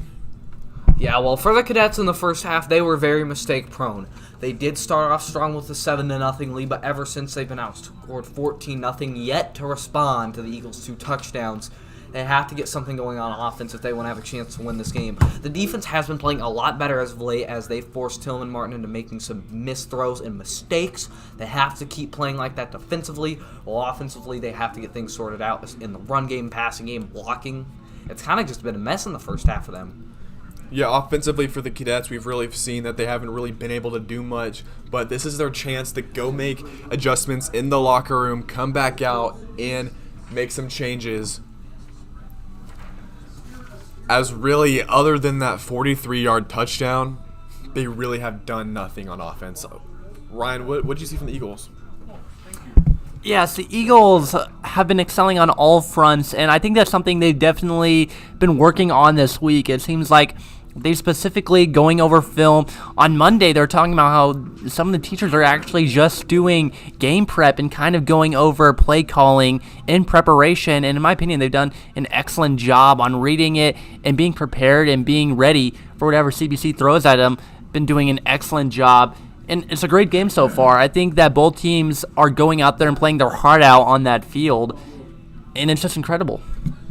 If we look more specifically at the penalties here, the Eagles only had 2 for 20, and CBC had 7 for 61, so it's really lopsided right there. And we look at time of possession in the first half, that's also lopsided, as the Eagles led that 14 minutes and 30 seconds to 9 minutes and 30 seconds of the Cadets, so it really was there. And then if we look at third down conversions there, going down the stat sheet for the first half, the Eagles on third down were 4 of 9, not too bad, and the Cadets were 2 of 8. So third down is going to be something they're going to have to figure out here in the second half. And the Eagles in the red zone have been 2 for 2, so 100% there. The Cadets haven't even made it to the red zone yet, so that is somewhere they want to get to here in the second half. Yeah, it really is. They have to get into the red zone. And like I said earlier, the offense has to get something going. They've been just right there, but they just can't get it done, and it's just kind of a little bit frustrating to see. Defensively, Liberty North has been close to perfect in the first half, it feels like, while the Liberty North Eagles offense has also been playing very solid too. Yeah, the Eagles offense has been rolling a little bit more than the CBC Cadets, but really this has been mainly a defensive game on both sides of the field. Just the Eagles were able to get that blocked punt there towards the middle of the fourth quarter, which is really the difference in this game. Would you say, Jace? Yeah, it really is. That was a huge mistake for the Cadets, and like I said, letting that deep coverage open offensively, defensively, they had guys like Cayden Smith wide open all first half, and it just really came to bite them in the back when they started coming down with those footballs, right, Cayden? Well, yeah, and also if you look at Tillman Martin, who was our player to watch coming into this game, he's really been one of the biggest reasons on why the Eagles have this 14-7 lead. His ability to extend the play, his ability to avoid pass rushers, able to throw on the run, and find his guy. Like, he's really, really one of the biggest reasons that they're at this position. Wouldn't you say, Jace? Yeah, he definitely is. And the run game, I've noticed, for both teams has been almost non-existent. I feel like whoever gets the run game going in the second half, which is, I would assume, bound to happen, will probably win this game. Obviously, the Cadets have more work to make up than the Eagles, but the Cadets still do have a shot to win this game in regulation, as they're down by just 7. And if they can get that run game rolling, they can control the clock, get yards and points, which is going to be very useful. Yeah, last week versus Jace Perette, the Cadets did have a 10-point deficit in the second half, and they were able to come back and win that one. We'll see if they can do it here. Ryan, what do you expect to see, or what did you see from the Eagles in the first half? I saw a lot of really good plays from the Eagles so far. I felt like they were very dominant, and I feel like that's something that Coach Lehrman has been preaching every day and every week, especially with a game such as this. It seems like every time we spoke to him or we saw him speaking to the team, he was talking about like how the opposing side is not just going to let you walk over them. They want to win too, especially last week, how it was a close game, an overtime victory. He really talked about how they wanted to win. They were not just going to let them be trifled with, and it seems like it's the same thing here with CBC.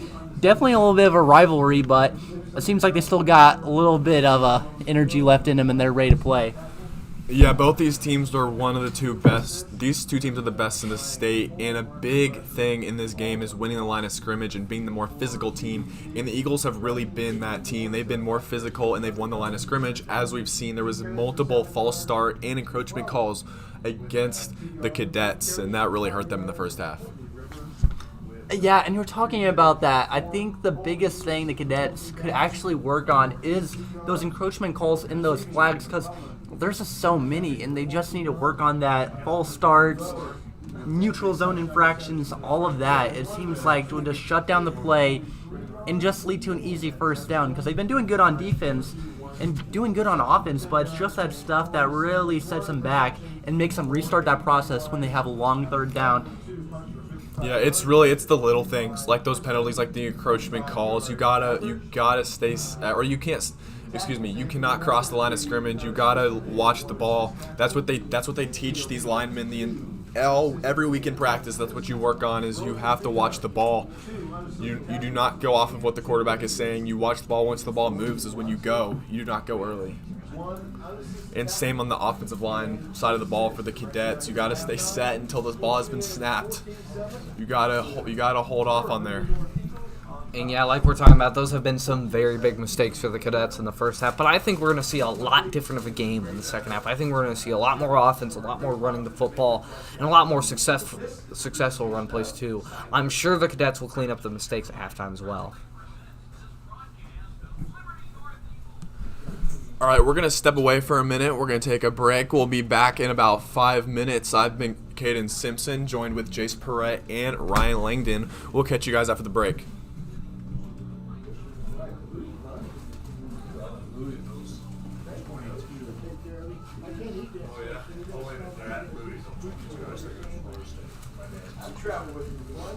I know the ordeal.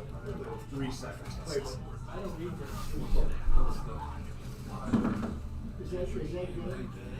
10-0. All right. I've been fine still to sit out. 6.5. They're under it. I mean, It's there. I played for you guys. Good there and 3. Good. Michigan's offense. I was trying to bring you something, brother. I mean, I'm sorry. I was going to say, what's the score? 10-0. Michigan. But I'm good. Iowa against 2. What are you having?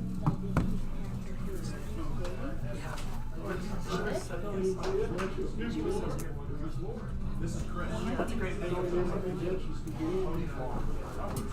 guys all got it. You want to go to Tombstone? You did a good job, brother. Good broadcast. That's a good job. I've done it. That's so long, man.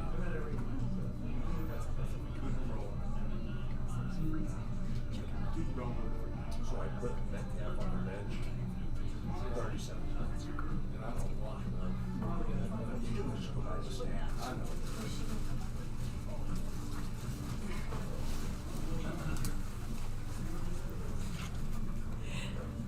Hey, what's up, guys? It's Ian Tomney and Allison Klug, the executive producers for KNET. We wanted to come on and give you guys a quick thanks for tuning in. We have been the photographers downstairs this game, and it has been so much fun.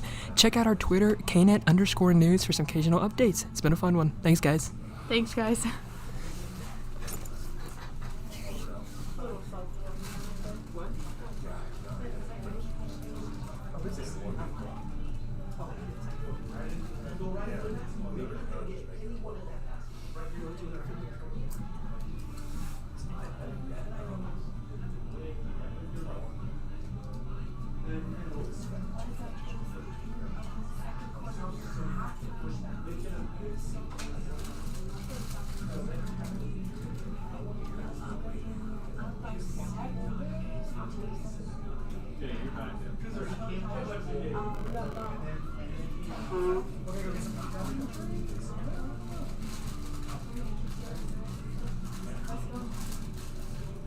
There's no mic on it, but that's okay.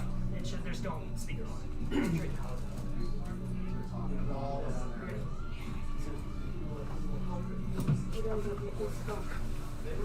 Are we going back down?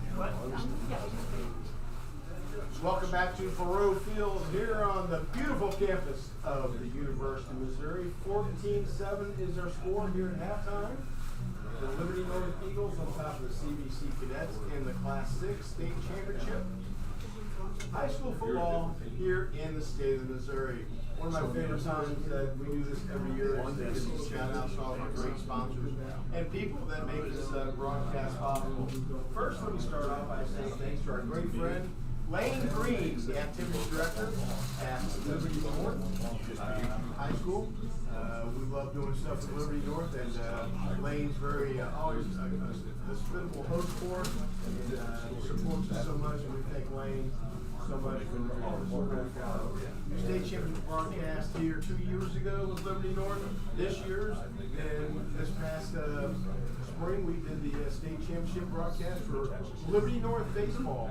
And for all you baseball fans out there, congratulations to the Liberty North baseball team. They are the defending state champions. Also, thank you to State University and everyone at the quarterback club. Great supporters of ours, and we really appreciate all of your help. And the great folks at Heartland Chevrolet, they are our presenting sponsor. And we thank them very much. If you're in the market for a new or pre-owned vehicle or great automobile service, Heartland Chevrolet. Thank you for making our broadcast possible. And thanks to Eric and Andy Lemon being accessible for interviews. And congratulate all of this great success. And one of our great sponsors making this possible is Missouri Western State University is a learning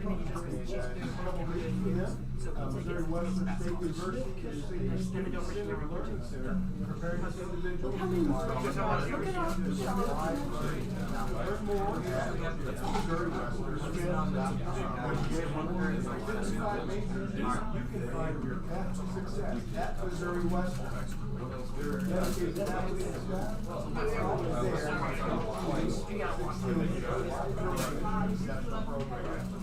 If you remember better more at MissouriWestern.edu. Thanks to some of our other great sponsors, Keith Hazel and the great folks at Hawthorne Bank. I know you see it up there on the 291 highway that Hawthorne Bank is coming soon. It is in the spring of 24. We bank with Hawthorne Bank. We love Hawthorne Bank, and we strongly encourage you to do business with Hawthorne Bank. They're always with us. with all of our Liberty North football and baseball broadcast. Country Financial Advisors, Coach Tim Harmon. He does business all across the metro, the Northland and the Liberty area, and Fort Worth. And he's very active. So if you're in the market to get insurance, give Coach Tim Harmon a call. Brian Kennedy and the great folks with Prime Lending, with an office there in Liberty, and also the Fleming Group next to Liberty. Consider them. I mean, I know it's a crazy time right now in the mortgage business, but if you're looking to purchase your home, I know the rates are coming down, or you're looking to refi, I highly recommend Prime Lending. Check them out online at primelendingkc.com. Senior Care Authority. Thank you very much to Patrick and Tina Kershaw. They are your true senior care consultants that make the lives of their clients easier and stress-free. There is a time in our lives when we have to make some very important decisions about the senior care services for loved ones, our parents that are in need, and it's a very stressful time. Patrick and Tina, they are there. They're your go-to team of professionals that can assist you with the senior care and services for your loved ones. Visit seniorcareauthority.com/ACMO.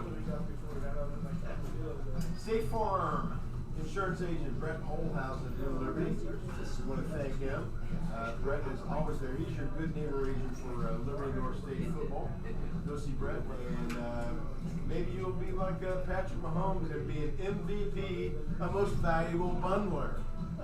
Okay? Go in there and tell Brett you want to be an MVP, and we thank Brett very much for his sponsorship. Lou DeMarco and the great folks up there at Price Chopper, right down the way from Liberty North High School. Constantinos has supported our football broadcast that we've done since 1997, since day one.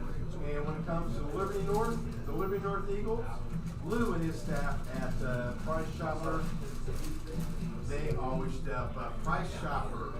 Remember Chiefs fans? They are your tailgate headquarters. Shelter Insurance Agent Jeff Burgess. We want to thank Shelter Insurance Agent Jeff Burgess, a true supporter and fan of Liberty North Eagles football. Jeff stepped up right away when asked to make this broadcast happen. And that is what you want from your insurance agent. Be there for you and step up for you. If you're in the market for insurance or like to do an insurance review to see if Jeff and Shelter Insurance can save you money, give Jeff a call. And finally, thank you to the Liberty North Quarterback Club. Big thanks to Stacey Brady. And she's the president of the Quarterback Club, the 12th man for the Liberty North Eagles. And it takes a lot of work in a short amount of time to get sponsors and other details done to make this broadcast happen. Stacey has been great. We thank her and we congratulate the Liberty North Quarterback Club on all the great work that they do. 14-7 is the score here at halftime at Faurot Field. When we come back, Rob Evans and Coach Tim Crone will bring you all the action and get you set for the second half. This is a presentation of Sideline Sports presented by Heartland Chevrolet.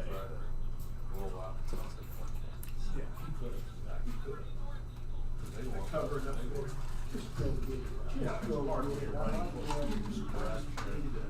Get the ball, put the head down. 3 yards in a cloud of dust. You and Woodrow. I told you, you all right? Doing okay? I told you about already. You know, Coach Mason used to be the head coach of KU. He was when he was 13-25. They're getting down. Yeah, they're 12. They're 21 for 101. Both teams are 6 of 14 passing. Of course he did.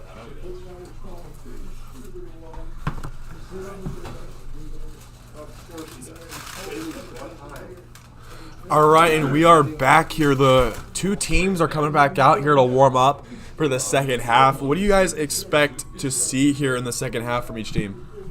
Just looking at the Eagles taking the field again, I'm super excited to see what they bring in the second half performance. I'm honestly expecting a little bit more passing here in Columbia, Missouri, as the rain has actually lightened up. There's actually not as bad as it was before, and it seems like it's kind of clear skies as of right now. So I'm expecting them to be a lot more confident in rushing, but as well as passing now. Yeah, I really think this game is going to come down to which team wins the line of scrimmage. And that, in the first half, it was definitely the Eagles. The Eagles definitely won the line of scrimmage, obviously, with the several penalties that were called on the Cadets, and with the Eagles the ball the majority of the time, being able to get that run game going a little bit. But, Jace, what do you think the Cadets are going to do here in the second half? Well, the Cadets have a lot of work to make up, as they did make a ton of mistakes in the first half with missing throws and making a ton of penalties. They have to clean that up if they want to have a good shot at winning this game. And do you think they're going to be able to do it? I really think they can. They were in this exact same spot a week ago versus State Smet, where they had a 10-point deficit in the second half, and they were able to come back and win that one by 3 in the end of the fourth quarter. So who knows what we'll see. They do get the ball to start the second half, so this is going to be their chance to make a move here. I just want to talk about I wanted to talk about some key players to watch here for the Eagles.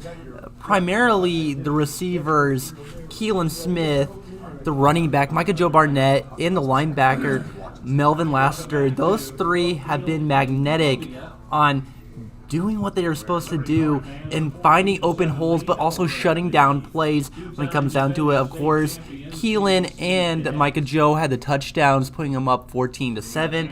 But Melvin Laster, we have heard his name so many times tonight just because he's able to find the open holes and get to the receiver, running back, or quarterback and make those key third down plays for Liberty North. I think those three will definitely come firing out more. And looking at North's keys of making big plays and making sure that they don't stay on third down is coming back for sure. Special teams has also been excelling. We did talk to Coach Andy Learman about that. He agreed that special teams needs to do their part, and they certainly have in this game so far. Coach, your thoughts on the first half? And, well, for the CBC Cadets, the players to watch in the second half are Anthony Moore. He is leading the team in tackles in the first half with 4.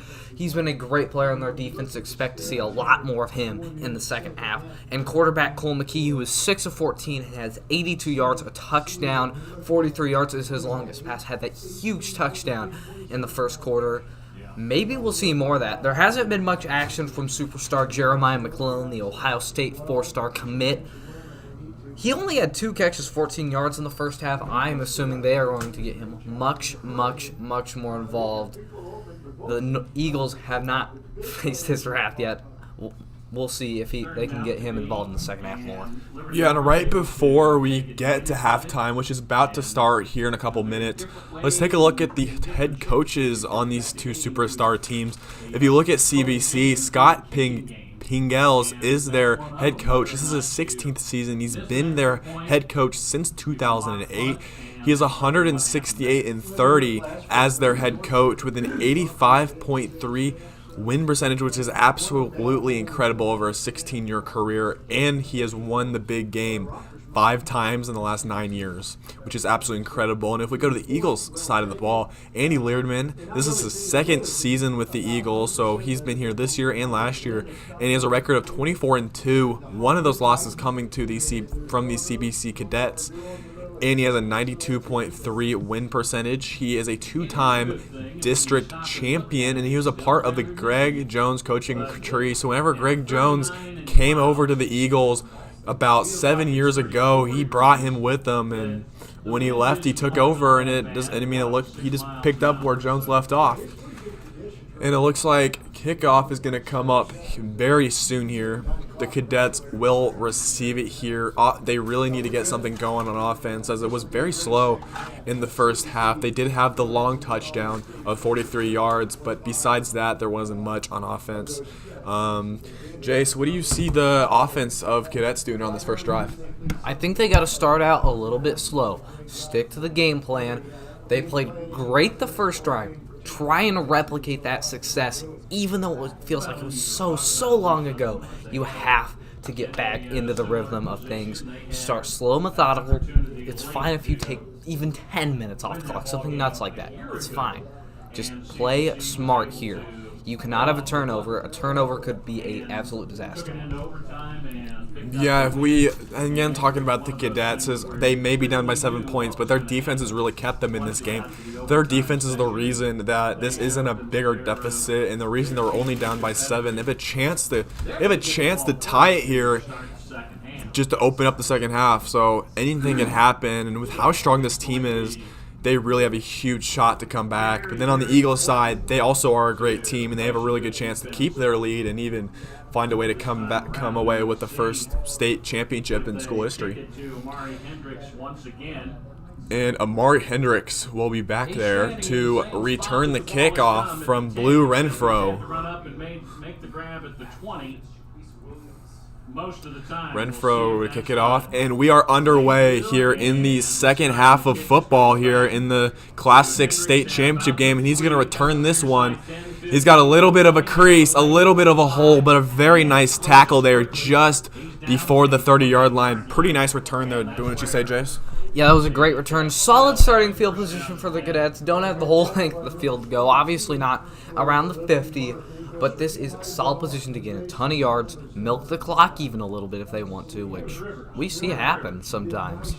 Yeah, he caught that ball around the 15, able to get it just past the 25-yard line is absolutely incredible, exactly what you want here. And the Cadets are going to bring their offense onto the field here with just over 11 and a half minutes remaining here in this. 11:53 on the clock. Correction, the clock is going to be reset to 11:53. It was not supposed to be a running clock there, as it was a change of possession. And it looks like they're going to have Jeremiah McClellan there in the backfield once again.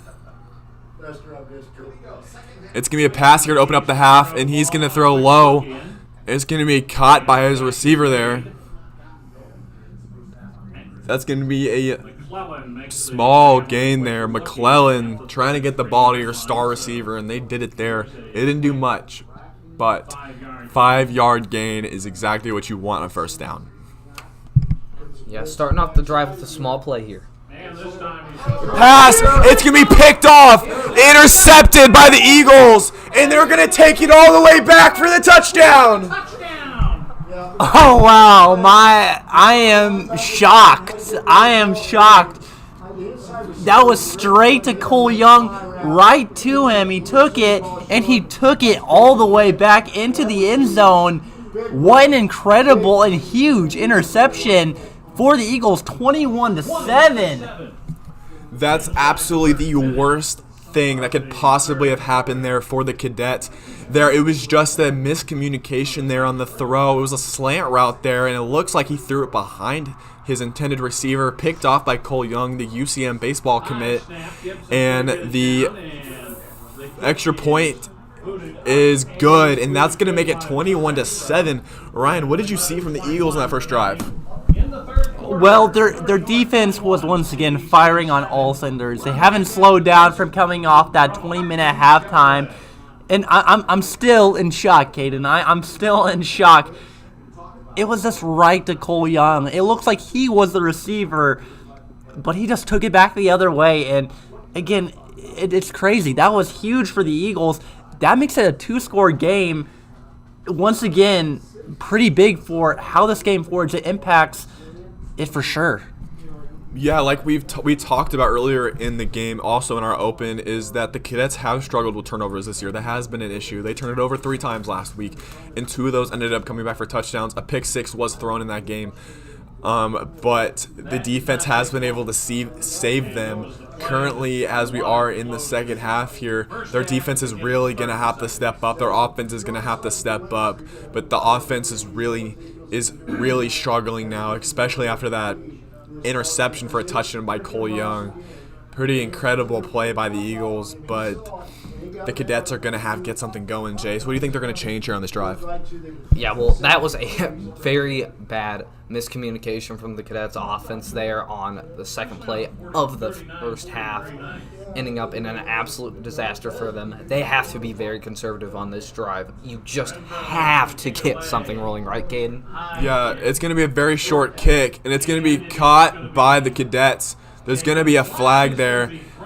That one might have been on the Eagles if he called a fair catch. If he called for a fair catch, it might be a penalty on the Eagles. I think it is. Yeah, it looks like it might be. This is going to be a tough call on the Eagles. Yes, it is going to be on Liberty North. I agree with you, Cayden and Jace. 15-yard penalty, first down. And it is the call. It looks like it was signaled for a fair catch, and Liberty North just ran into him, and that results in another 15-yard pickup for CBC. Yeah, this is exactly what CBC needed to help them get back into this football game, as they have really good field position here. They're going to need to get a score here. And it's going to be a handoff to the outside. Little bit of a hole, sheds a tackle down the sideline, and that might get them a first down. Yeah, there we go for the Cadets. You got to get something going, obviously. The bad pick six. Good starting field position, picking up a good gain, moving the chains already. That was a great start to the drive. Yeah, that was the longest run of the game for either team there. And they're going to give it to him again. And a little bit of trickery there to the outside there, and that's another chunk play. That's going to bring up second and short there. Yeah, these big downfield plays really haven't been working so much there, but there the one does. Yeah, that was a very nice play there, and it's going to be a handoff there, and he's not going to go anywhere there. He is not going to get the first down, and that's going to be a third and short. 3rd and 1 here, and this is where we talk about the line of scrimmage. You got to win it in the trenches, and this is where the Eagles need to make a huge stop here, and this is also where the Cadets need to pick up a big first down here. McClellan is going to run it up the middle, and he is going to get pounded at the line of scrimmage. I don't think he got it, and the ref is going to signal 4th down. Cole Young pounding through that O-line and getting to the running back. I agree, Cayden. Looks like it'll be a 4th and 1. Excellent way to find a way to push through and break through that O-line, making sure they can go anywhere with that ball.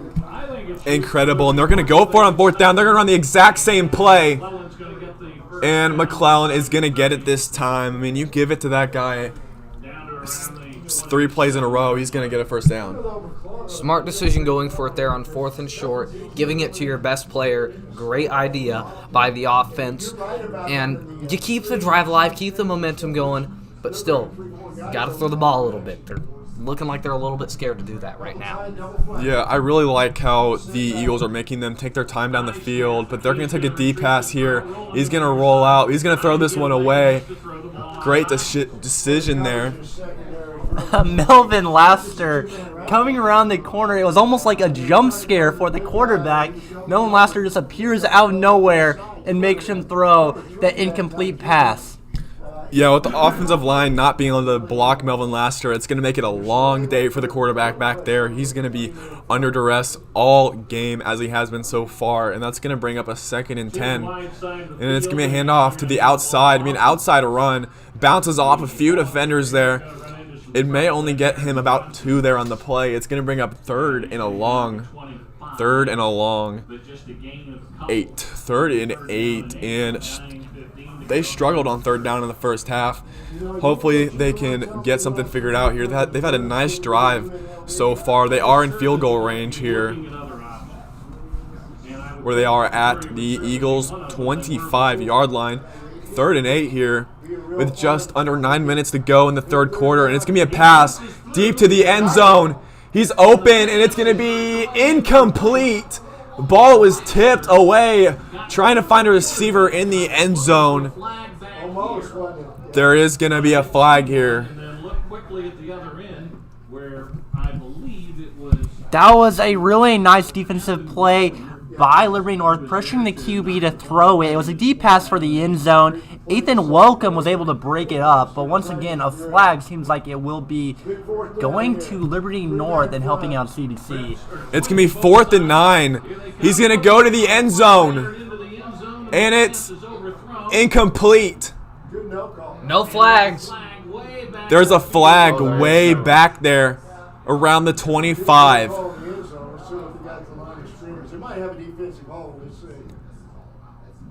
This is going to be holding on somebody. It looks like the Cadets are trying to talk to the referees here. It might be on them. This is a huge call here because if it's on the Cadets, it will be declined. Took a lot of time. Penalty declined. Ineligible receiver downfield for CBC. It is declined, resulting in a 4th down, and the punt team comes out for CBC as both sides head off. That was 4th down there, so the Eagles' offense is going to come back onto the field for their first possession of the second half here. Really good defensively, wouldn't you say? I mean, they had the pick 6. They let them have a little bit of drive, and then they stopped them on 4th down. Pretty great, wouldn't you say? Absolutely. The defense has been firing on all cylinders, setting up the offense, both in tandem. Excellent way to get back the football. Yeah, and Micah Joe's going to take it up the middle. That's going to give him about 2 or 3 there. That's going to make it a 2nd and 7. So just getting your playmakers the football. Yeah, reading that play well by the CBC defense. The Eagles did get a couple yards as they did move the defensive line a little bit, but good to stay focused and only give up a couple. Yeah, it was still a very good defensive play there. And it's going to be a pass by Martin. He's going to go deep down the sideline, just over the hands of Cayden Smith. CBC, the Cadets, they got pretty lucky there as that was just a little over the head. That could have very well been a touchdown for number 15, Cayden Smith, the Nebraska commit. However, they do get lucky. It is 3rd and 7, 8-14, 21-7. Yeah, that was really good coverage. You usually don't see the Eagles not connect on that play, but great coverage there by the secondary of the Cadets. Single setback. They're running out of the pistol look. It's going to be 3rd and 7 here for the Eagles here. The Cadets, so huge. This is a huge stop if the Cadets can get this. And they're going to pass this. Martin is going to throw it for Micah Joe Barnett, and Micah Joe Barnett has absolutely nowhere to go. It was incredible that he even held on to that one as he got leveled by the Cadets for a gain of 0. And they're going to punt it away. What'd you see from the defense there, Jace? That was very good coverage, brought the pressure, was able to contain the offense very well, didn't give up a single yard, and despite the offense not being able to convert on 4th down, they were able to make the stop there, and they're going to force a punt, and with Liberty North being at around the 23-yard line, they should get pretty decent field position here. Yeah, very good by the defense of the Cadets being able to bounce back, and that's going to take an Eagle bounce. It's going to roll just short of the 40 and at the 41-yard line of the Cadets. So the Cadets are going to have pretty good field position here, but the Eagles' defense has played quite as good. Yeah, a good hold there by the Cadets. They had good coverage and were able to lock down receivers. And that had a nice setup there. It leads into their drive now. So definitely a nice drive on the defense. But now Liberty North is back out. And in my eyes, I think the defense for North has really been the winner this game. They have been playing their butts off, and it has paid off. Time and time again, they've had so many stops, and I can't wait to see what else they pull off. Yeah, they send the blitz, but he makes a move to the outside. He's got a lot of green grass in front of him. Missed tackle, and that's going to be a 1st down across the 50 for the Cadets. The run play there, they've run that a few times tonight. Obviously, when you blitz, you're taking a huge risk there, and the Cadets were able to make that work for themselves and trip up the Eagles, moving the chains very quickly. Great start for this drive for the Cadets. That was absolutely incredible. It's going to be a QB draw up the middle. but that one is going to be riled up by the Eagles there on defense. He'll get a yard. Eagles doing a great job of reading the play and being able to stop it early. Leaves them only getting a 2nd and 9.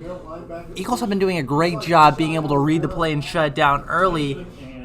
Set up around the 50-yard line now, 47, 2nd and 9. It's going to be a pass, and he's going to get sacked.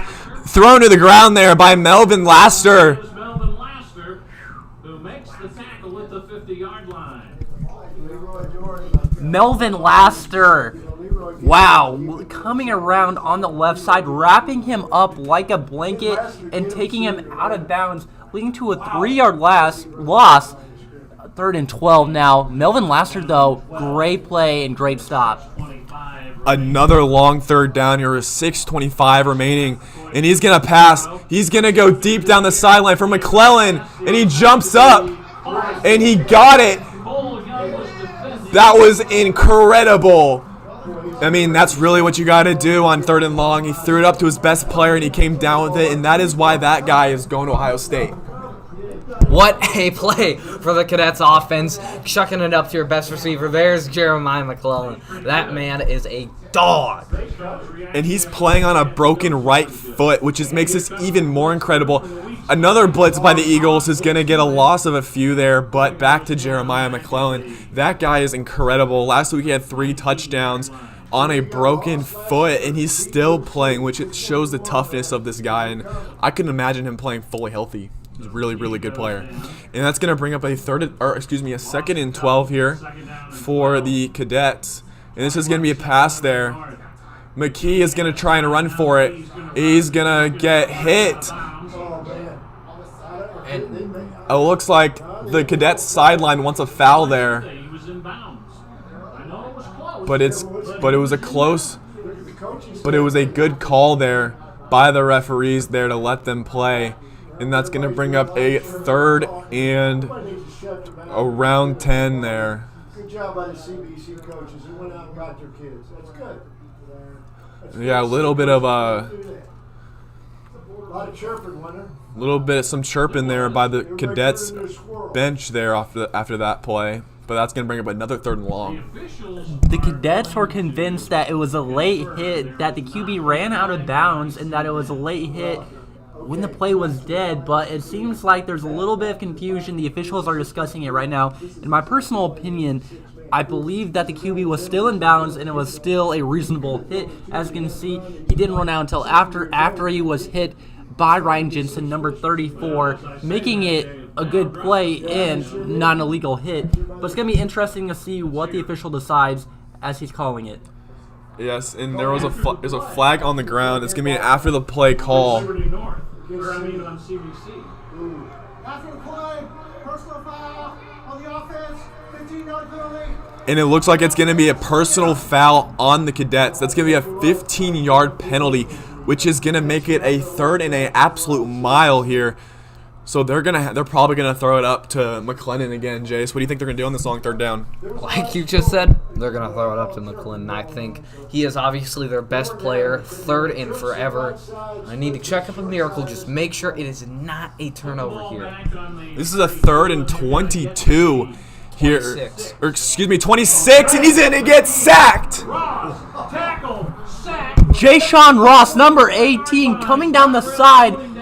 He was like the Flash, Cayden. Coming down the left side, absolutely had no time before Jayshawn Ross was on him and tackled him to the ground. What a play by defense. What a stop. Yeah, Jayshawn Ross was a free rusher there, and it's going to be a 4th and a country mile here. It's a 4th and 30 here. That penalty was huge there on the Cadets, and they're going to punt it away here. A little bit of a bad punt. Or, excuse me, a bad snap there, and it's going to be kick, and it's going to be short. But it is going to bounce for the Cadets, and it's going to be down at the 17-yard line. The Cadets really did struggle to block on that drive, and if they want to get back in this game, I think their defense is going to have to make a turnover here. You were talking about the bad snap there on the punt, Cayden, and I want to elaborate on that. You could see Jayshawn Ross again being able to break through, and he was already on the punter who had to move right to avoid him and then had to kick it away. Another very close call. could have been blocked or maybe even worse, but good coverage and good recovery by the Eagles. Yeah, really good job there by Jeremiah McClellan to be able to get that ball, get that punt off, even with all the pressure, be able to move around and not have that play blocked. Ja'Cory Love is in the backfield here. They're going to motion over Theo Gibson, and they're going to give it to Ja'Cory Love. He's going to make, Micah Joe Barnett there is going to get about to the 20. 3-yard carry, and he's been a huge part of this offense. He's their leading rusher on the season so far. He's their leading rusher tonight. And just be careful, because if you get him a little bit of a crease, he could take it all the way. You never know. But so far that has not happened tonight, with the running defense of the Cadets being really good tonight. A little bit of a motion here. Tyler Supes is going to move over, and it's going to be a handoff. Another one to Micah Joe. He has a little bit of a crease, but not much. It's going to get him about a 3-yard gain there, and that's going to bring up a 3rd and 4 here for the Eagles. And this is one of the biggest plays of the game for the Cadets here. They cannot give up a first down, let the Eagles continue to run down this clock. As if they can take this to the end of the third quarter, this could be really bad for the Cadets here. Yeah, the Eagles are trying to get a drive started here. They didn't do much on their first possession, but they're looking to extend their lead here as they are up 21-7, and a big drop, and it's going to be a dump off to his receiver. He's wide open down the sideline. It's Joe Hall, and he's going to have a huge gain there. They're across the 50. Joe Hall wide open on the right side and gets about 25 yards, able to juke one of the CBC defenders out before picking up another solid 2 yards. But that was a great connection between a QB and the wide receiver. Joe Hall making the connection and making the space needed to pick up a first down and more. Yeah, the CBC defense looks like they lost sight of Joe Hall, but they're going to pass it again. Martin is nobody open. He's going to throw it to his running back down the sideline. It's going to be Micah Joe Barnett, who's going to get Ja'Cory Love is going to get him about a few yards there. But back to the completion to Joe Hall. The Cadets defense just lost track of him. They lost sight of Joe Hall, who was able to get wide open there, and a huge gain on that completion. And it's going to be 2nd and 8 there. So, again, very good job by Tillman Martin. The play broke down. He was able to get the ball to his running back, Ja'Cory Love, out of the backfield and get a few yards there, which is very great. And we're running under 3 minutes here in the third quarter, where the Liberty North Eagles are up 21-7. And this is going to be a handoff to Micah Joe. He gets torn down by behind, but that's going to be a flag. This might have been another horse collar on the Cadets. I totally agree, Jace. I saw that. You could see Micah Joe running up the left side, and then you just see him get pulled back. That's not in a natural way. It definitely seemed like they grabbed the jersey and the face mask, pulling both down, and that's a flag on CBC. And flags are continuing to be a huge heartbreak for the Cadets here in this second half, with the personal foul earlier after the play, with the face mask on this drive right here. The Eagles are moving inside the 35 here. Flags are going in the Eagles' favor so far. 21-7 with just under 2.5 minutes remaining in the third quarter. Tillman Martin tells his line to play. It's going to be a flag. This is going to be a false start on the Eagles. It's going to move them back. So that's exactly what you don't want to do after, getting that 15-yard penalty. And then the 5-yard penalty is exactly what you don't want there. But they do have a still first down, so you still have 3 or 4 plays to get 15 yards. So they're not fully done yet. But it's going to be a pass by Martin. He's got a lot of pressure. He's trying to get it away. He's going to get away. He's going to throw it, and it's incomplete. Martin was trying to get the throw on the run, but it looks like we have a defender down for the Cadets, down around the 40-yard line. Really good evasion, in my opinion, by Tillman Martin. He dropped back and then was pushed out of the pocket, and he tried to move, almost was pulled down by a defender, but he was able to escape. And he tried to make a connection with number 4, Tyler Supes, a tight end for Liberty North, but was just short. But a really good effort, again, avoiding those blockers. trying to bring you down. That's tough, and good on him for staying up and trying to make a play out of it. Yeah, he was just unable to complete that pass. Didn't really put enough on that one. But that's tough for the Cadets because that's one of their best defensive linemen, and he's on the sideline. He was able to walk off by himself, so that is a good sign. Maybe we'll see him come back into this one, but that's a hard loss for the Cadets. We got just under 2 minutes remaining, 1:58 left. Keelan Smith is all by himself. We have a 2nd and 15 here. The Eagles are up 21-7, and it's going to be a run up the middle. Micah Joe Barnett gets a little bit of a crease there. That's going to make it a 3rd and 10 there. And you got to get off the field here if you're the Cadets. They are very close to field goal range, and even if they don't get the first, a few yards really could get them there, and that could make it a 3-possession game, which you absolutely cannot have heading into the late stages of the 3rd and the start of the 4th. Yeah, the Cadets cannot afford another touchdown by the Eagles. That would not help them very much. But they have a very good defense, and it's 3rd down, and Martin is going to throw it. He's going to go down. He's going to hold on to it. Very good decision there by Tillman Martin to not force the pass there and just take the sack. And here on 4th and long, it looks like the offense is staying out there. Interesting decision here if they are. Interesting choice here. They might try to draw him off sides, which wouldn't do much. They are going for it there. I mean, their defense is playing great. I wouldn't be surprised if they are going for it here. They are going to take the timeout here. 4th and 13 here, a timeout. I'm gotta think that Liberty North is scheming up something. They're cooking up something that's, once again, probably leaning towards probably more of a deep pass with maybe a little bit of a middle.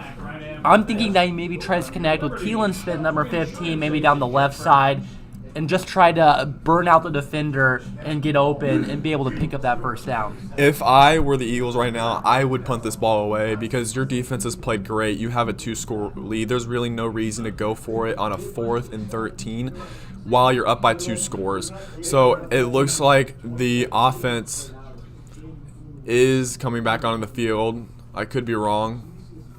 43 seconds left to go in the 3rd. 21-7, Liberty North. Yeah, it looks like the... 14-7. Oh, they're going to kick a field goal here. It's going to be a long one here. And they're going to try it. This is going to be a 52-yard attempt. As long as 51. It's be incredible. We'll be trying this one. The hold is down. The kick is up. Back ball down. Kick is up. And it is good. And it's good. The kick is good by Blue Renfro. His longest kick of the year. That was incredible. Wow. That has got to be amazing for Blue Renfro and for the Eagles. What a way to get your record field goal at state and putting the lead up even further, 24-7. That was just a beautiful kick. A 52-yarder, you do not see that too much, especially in high school. Wow, what a kick by Blue Renfro. That was very impressive as he tried a field goal just like that a couple weeks ago, and it was like 10 yards short, but this time, when it counts, it kicked it right through, and the Eagles are running away with this one, 24-7. The Cadets are really going to have get something going on offense, Jace. They have so much work to do heading up in this 4th quarter, and they have to score quick stops, as you are really now running out of time. As there's just 12 minutes 37 seconds left in this ball game now. I agree, Jace. I think that they have a lot of work to do, and it's starting to add up, and they got to really move down the field because I think North's going to do the opposite. I feel like North's going to start burning more clock and giving CBC that, like, not allowing them to have the opportunity just so they can burn out that clock and also burn out their opportunity to come back. Yeah, it's a really big hole here. The Cadets are in a 3-score hole here. Cadets are going to return it again here just across the 30-yard line, but offensively they're really going to have to get something going here. We got about 33 seconds left in the 3rd quarter here. and they're down by 3 scores, and they're going to have to get something going on offense. Defense still playing good for them, forcing that field goal. Obviously, it was incredible that Blue Renfro was able to connect on that field goal, but the defense was able to force that, which was good for them. And the Cadets offense is going to come back onto the field here, down by 3 scores. They got the 2-back look once again here. Little bit of, and they're going to bring pressure again, and they're going to run it to the outside, and the Cadets have nowhere to go there. Laster's got him again behind the line of scrimmage, and that's going to bring up a 2nd and 11 on the play. All right, the run game isn't doing much for the Cadets. But they're going to pass it here. They're going to bring more protection. He's going to go to the outside for Jeremiah McClellan, and they're going to call that one out of bounds. Well, this is probably your biggest play of the game here. 3rd and 12, final play of the 3rd quarter. You absolutely have to convert this. There's no ifs, ands, do's, or buts. They need this so bad right now. Yeah, this 3rd down right here is the biggest play of the game right so far for the Cadets. They really need to convert this, and they're gonna run it here on 3rd down. A nice gain, but still very short of the first down. That's going to bring up a 4th down. And usually when you see a team run it there on a 3rd down, they may go for it. And that will be the end of the 3rd quarter. The Liberty North Eagles lead the Cadets 24-7. It's 4th down for the Cadets. Yeah, we head to the 4th quarter here. The Eagles are dominating on all cylinders. We're gonna have a 4th down coming up here at the beginning of the 4th quarter. Ryan, what do you see? What do you expect to see from the Eagles here in the final quarter of the game? As I was mentioning earlier, I think the Eagles are definitely going to try to slow down a little bit, but still keep their momentum, if you get what I'm saying. I mean, when they are slowing down, I mean to make sure to buy more of the clock out, do more run plays, and make sure that the CBC Cadets don't get as much time with the ball. That way you can more solidify your lead and make sure they don't get as much time as you to come back or make any kind of comeback at all. So I believe they're still going to make that drive down the field. They're just going to be more unique, elegant, and just get those points on the board while also keeping that nice lead. A little bit of a tricky decision here for the Cadets. You could go for it, but risk giving the Eagles the ball far into your territory, but you could punt it away and give your defense a chance to get you the ball back. But it looks like the offense is going to come back onto the field there. It's going to be a 4th and 8 here. Looks like they might try to get the ball to Jeremiah McClellan. It's going to be 4th down and 8. He's going to throw it over the middle, and it's incomplete. Not even close. This is huge for Liberty North. As you can see, that's a 4th down that they're not going to get back, and Liberty North is setting up in Cadet territory. This is huge, as this is maybe a drive they don't get back, and if Liberty North can get another field goal or get another touchdown, this puts even more work and can make it extremely more harder to get back in the game. Yeah, that was just an error throw there. The receiver was open. He just overthrew it. This is a completely different game than we saw 2 years ago, where the Eagles are really doing to the Cadets what the Cadets did to them a couple of years ago. And it's going to be a run up the middle. He's not going to get much there. About a 1-yard carry there by Mike and Joe Barnett. But back to what I was saying, when we got to this point in the 4th quarter a couple years ago, it was all CBC. They had a huge lead. But tonight, the Eagles have 0 turnovers. Unlike last week, or a couple years ago, they had 5 turnovers in that game. This week, they've had 0 turnovers and really been a very good team tonight. Absolutely, Cayden. Ball control has been doing a great job for the Eagles. You were talking about how they had 5 turnovers, and those are 3 interceptions, 2 fumbles, and we haven't seen any of that tonight, which is extraordinary.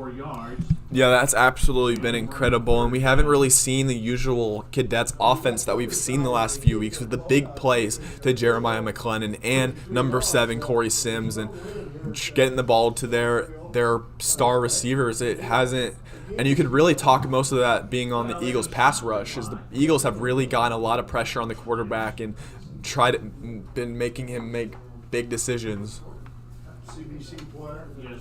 Another Cadets player is down on the ground here. We'll take this opportunity to take a break with 10:58 left to play. There's 10:58 here left in the fourth quarter. The Eagles are eyeing their first championship in school history, being established in the year 2010. Their 14th year season, 13th year. And it looks like he's gonna walk off under his own power, which is good for the Cadets. But again, that's another one of your star defensive linemen, and it's third and 6 here for the Eagles. Thank you, Jason. You're a scholar and gentleman, and you're an average golfer. Your son's better. He readily admits that. Clock starts on 3rd down and 6. And the field, but 3rd and 6 is going to be a run up the middle. It's going to get about 3 there on the carry. But if we go back to the field goal by Blue Renfro, that was the longest field goal in the Show Me Bowl history. Absolutely incredible, trying to make a name for himself as it's his first year as the starting kicker. The last time the Eagles were here, he was the backup, but this time he's the starter, and they're going for it on 4th down. They're gonna change the play here. They run it all the way down, Tony. They're finally using that clock up. They're starting to run the clock out here. Tillman is going to take the snap, and Micah Joe's going to take it. He's going to be a little bit short. And the Cadets are going to come back on offense. Now for the Cadets, they get the stop on 4th down. They have to score very quick. 10:01 left to go in the 4th. They need to capitalize on that turnover very quickly. Yeah, I don't blame the Eagles going for it on that 4th down right there, because you are down by 3 scores, and you're still going to make them go basically almost the length of the field. And your defense is playing great. And they almost got it. It was very close to a 1st down, and the Cadets offense is going to have to get something going. Really what you want to do here is force the ball to Jeremiah McClellan. I usually wouldn't say that, but at this point in the game, his quarterback's going to roll to the outside. He's got nowhere to go. He's going to get taken down for a loss of 5 there on the play. Melvin Laster was in the mix again, along as Ryan Jensen was in there again to make a tackle there, and that's going to bring up a second and long here for the Cadets. 16 to be exact. 2nd and 16 for the Cadets here. 2nd down and 16 from the 16. With just under 9.5 minutes to go. He's going to pass here. He's got nowhere to go. The coverage is good. He's rolling out. He's going to throw it. Incomplete. Almost picked off by Ja'Cory Love. He just barely could not come down with that one. And that's going to bring up a 3rd and 18. Melvin Laster, we've said his name a lot. Came around on the right side. The QB met him again. Immediately did a 180 turn, and Melvin Laster was just chasing him down. It's incredible to see the speed that Melvin has. That strength and speed is just perfect as he made the QB almost throw an interception, which could have been costly, but CBC ball still. 3rd and 16. They're going to run it up the middle. He's got a little bit of a gap, but not much there, and that's going to bring up 4th down.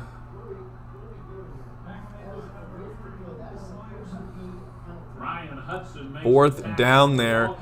Tackle by the Eagles. It's going to bring up 4th down.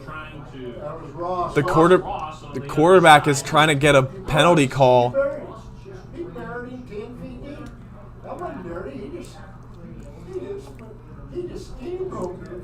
Ja'Shawn Ross steamrolled the quarterback there, but it looks like they're going to make a little bit of a different choice here, and they're going to pass it here on 4th down. Or excuse me, they're going to punt it here on 4th down. But if we go back to that play just before the last one, the secondary of the Eagles has played out incredible. Timeout, CBC, and with how the score is looking, that timeout is going to hurt them. It really is, and 4th and 14, 8:28 to go in the fourth. You're down 24-7. It's a very bleak situation right now for the Cadets. They are going to need an absolute miracle right here to get back in this game. The 3P is in jeopardy right now as CBC has won the state 2 years in a row. They've made it there here. This is the third time they've been here in the last 3 years, which is absolutely incredible. 8.5 left in the fourth quarter. 3-score game here, and they are gonna look. It looks like they're gonna have McClellan punt it away to the Eagles here, hoping for a turnover of some sort. They really need something to go their way. It's been all Eagles really all game, besides that long touchdown of the Cadets. They may fake it though. You might want to be ready. He is gonna fake it. He's gonna reverse field to the outside, but McClellan is gonna be short. McClellan, I mean, what an absolute... I mean, the fact that they got so close to converting it there was incredible, but they were unable to. And the Eagles are going to get the ball back here on offense. McClellan, we were talking about him earlier. He's a punter. He's a wide receiver. He can be a QB at times in a wildcat formation. It's just incredible. He also has a broken foot, and he's doing all this. He's a one-man team. It's incredible to see that he knows all of the positions and knows them so well. Almost had incredible speed there. Again, on a broken foot, but just stopped short as Tillman and the rest of the Liberty North offense comes out around the 30-yard line. It was absolutely incredible there. And it's going to be a handoff to Micah Joe. Micah Joe's biggest hole of the night, and he's going to take it to the end zone. Touchdown, Eagles! Micah Joe Barnett with a touchdown. Cayden said it perfectly. His biggest hole of the night, and he wastes no time. Absolutely accelerates into the end zone for another touchdown, his second of the night. Another 6 for Liberty North. Man, like we talked about, wearing down that defensive line with all the possessions the Eagles have had, and that was the longest run of the night. That was the only run of the night that's made it past 6 yards, and that was a 15-yard score all the way, or excuse me, a 20-yard score all the way to the end zone. Yeah, that was some poor defense there by the Cadets. They just got moved by the Eagles' offensive line. Micah Joe Barnett pretty much just walked into that end zone almost untouched until the very end, and it is 31-7. And the Eagles are starting to feel it with a 4-score lead with just over 8 minutes remaining in the game. Liberty North was literally bouncing up and down off the field. You're right, they are definitely starting to feel the hype, and they are excited as the score is 31-7. Eagles are up with 8 minutes and 12 seconds left in the fourth quarter. This game is starting to turn into the revenge game that the Eagles were hoping for, as they have fallen to the Cadets in back-to-back years by almost the same score. They lost by 4 scores in both matchups. Absolutely incredible that they've came out in this game with the new starting quarterback, with the new kicker, with the new offensive line, all the new defensive starters, and they've had an absolute amazing season so far. And they're 8 minutes away from coming home with that championship. But it is not over yet. I know they are up by a lot with just over 8 minutes to go in the game, but this Cadets offense is still very strong. And you get McClellan the ball in space, and he may take it all the way. So you have to be careful. You can't get greedy here on defense. You still got to play. You still got to play how you've been playing all year. And Blue Renfro is going to kick it off here back to the Cadets. That is a blank look. Been interested in this, and I said that this was not expected at all tonight. A 31-7 game. These two teams were the two best in the state, and Liberty North barely got out of the game last week. And it's going to be a short kick, and it's going to be caught by the Cadets. the defense allowed the catch to be made, the kicking team. Let's stop all the chirping on both sides. Right? They go for those short kicks because they're trying to get some type of turnover. It has not worked yet tonight. It worked last week against Rockhurst. They did try that exact same play, and it was fumbled and recovered by the Eagles. Tonight has not worked as well. but they do have a 31-7 lead with 8 minutes and 12 seconds remaining, up 31-7 here in the fourth quarter. And the Cadets are coming back on. They have not scored since the first quarter. They've been shut down completely by this Eagles defense.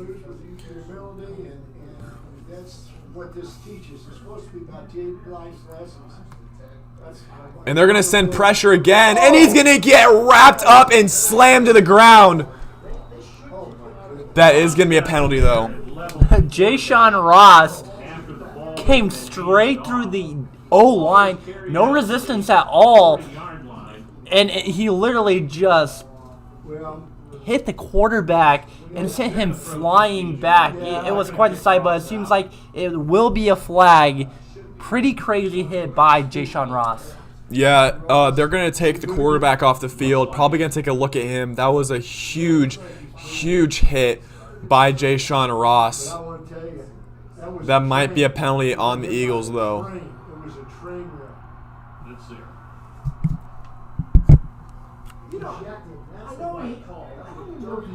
It looks like Jayshawn Ross will be ejected from the hit. A pretty big but also bad hit. Unfortunately, it was kind of like a train wreck. It was a collision, and it seems like both are shaken up a little bit. But that's kind of hard on Jayshawn Ross, I would say, as, you know, if he doesn't hand that ball off, then he's not a defensive player, and then that play is clean. He wasn't a defensive player. He was a defensive player because he handed the ball off, and that led to the penalty. And that's going to be a 15-yard penalty. It's going to bring the Cadets up to the 45-yard line, so they got a little bit of offense going on here. Yeah, I agree with you. The boy he was coming full boat. Oh, he got McLennan is going to take the snap out of the backfield. He's going to try and run it. He's got nowhere to go. He's going to pass it. It's going to be caught by the Cadets at the 20-yard line.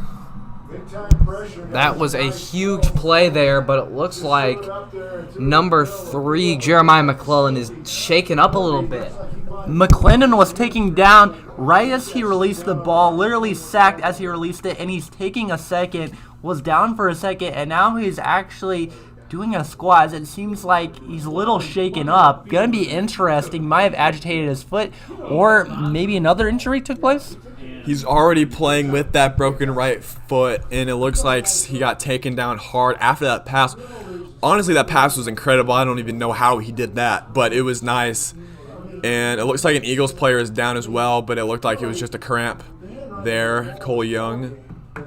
But we all hope that Jeremiah McClellan is okay. He's a tough kid. He's up, walking around now. We'll see if he's back out there on this first down play. We hope for the best for both CBC QBs. It's unfortunate that was basically back-to-back hits.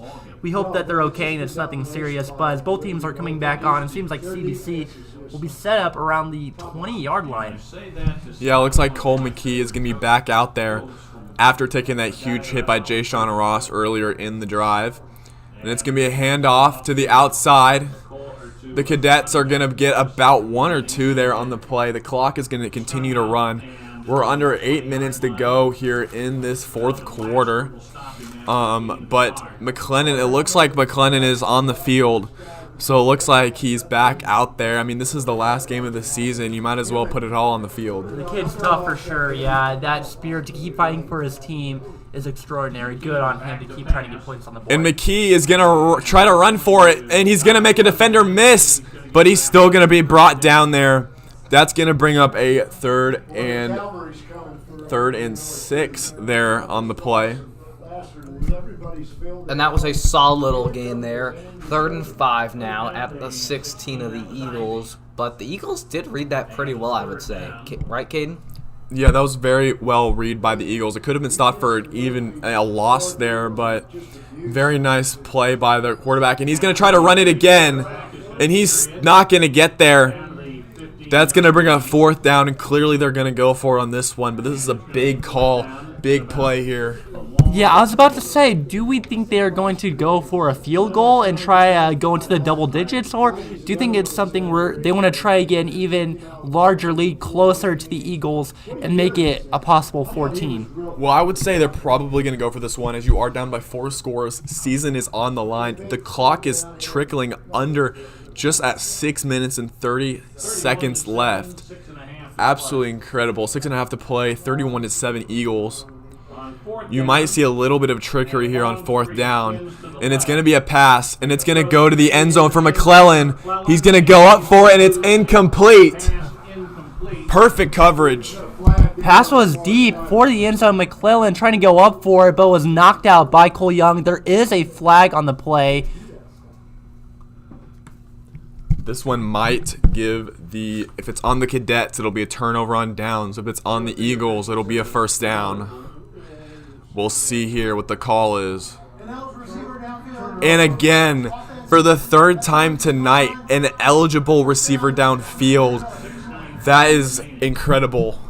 Yeah, penalties have really just curb stomped the Cadets tonight. It's the reason why they're down so big and why, with 6:19, this game's practically over at this point. And the Liberty North offense is going to be trotting out on the field. Yeah, at this point, it's just going to be running the clock here with about just over 6 minutes remaining, 6:19 to be exact, and the Eagles still have a 4-score lead. It's been an absolute amazing show by their defense. And Micah Joe up the middle is going to get about 1 or 2.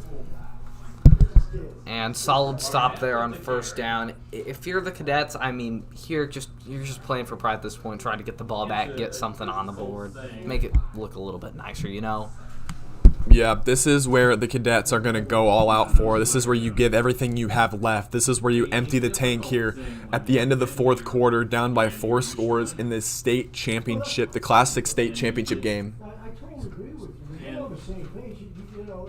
Excuse me, a 3-score lead, not 4 scores, but that's still a lot of scores. And there's 6 minutes left in this game. It's going to be a tough for the Cadets to come back, and offensively, it really has been a struggle for them. Defensively, they've played okay, but they've still allowed a few big plays.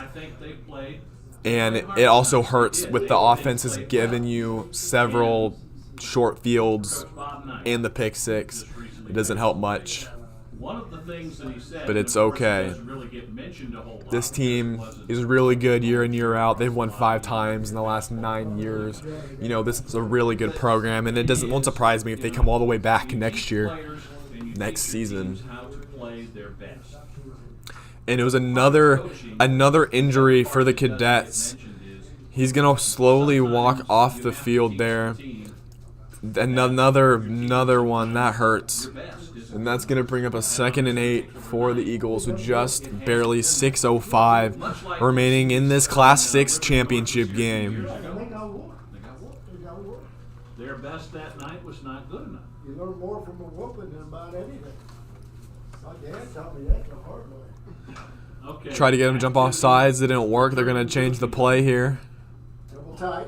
On 2nd down, they're going to let the play clock run. It still has 15 seconds. Game clock 5:40. Eagles are letting the play clock run down. 15 seconds left. Chewing more of the clock off. A smart move.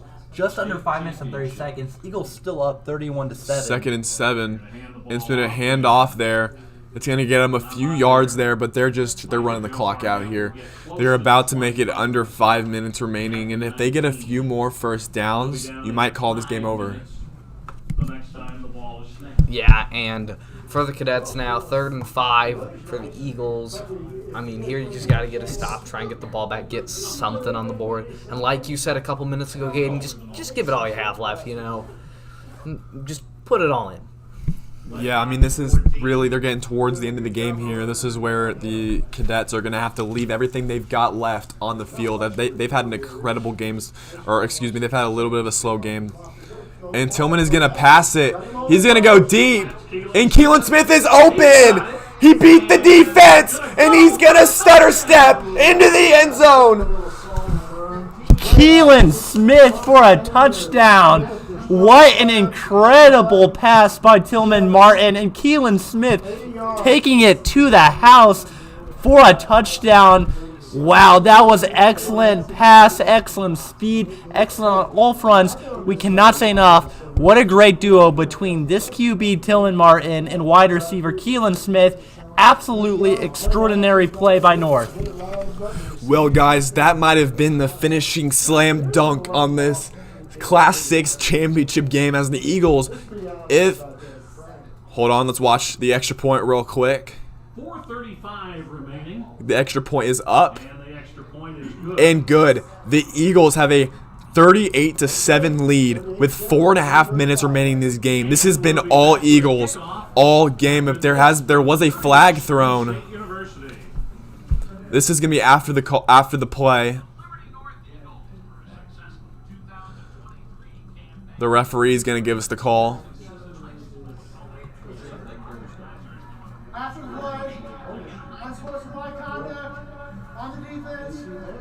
Number 53. And that's going to be another huge call on the CBC, another huge penalty. This one after the play. They've had a few after the play penalties. You just got to keep your composure after a big play like that. But back to the play to Cayden Simpson.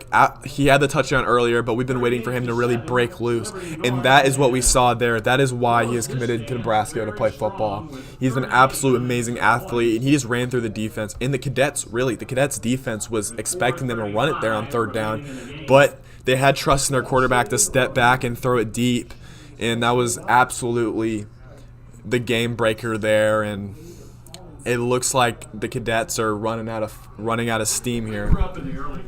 Yeah, they really are running out of steam. I mean, they've just been beat down this game. That was really the dagger right there that solidified North as the state champions. This game is all but over.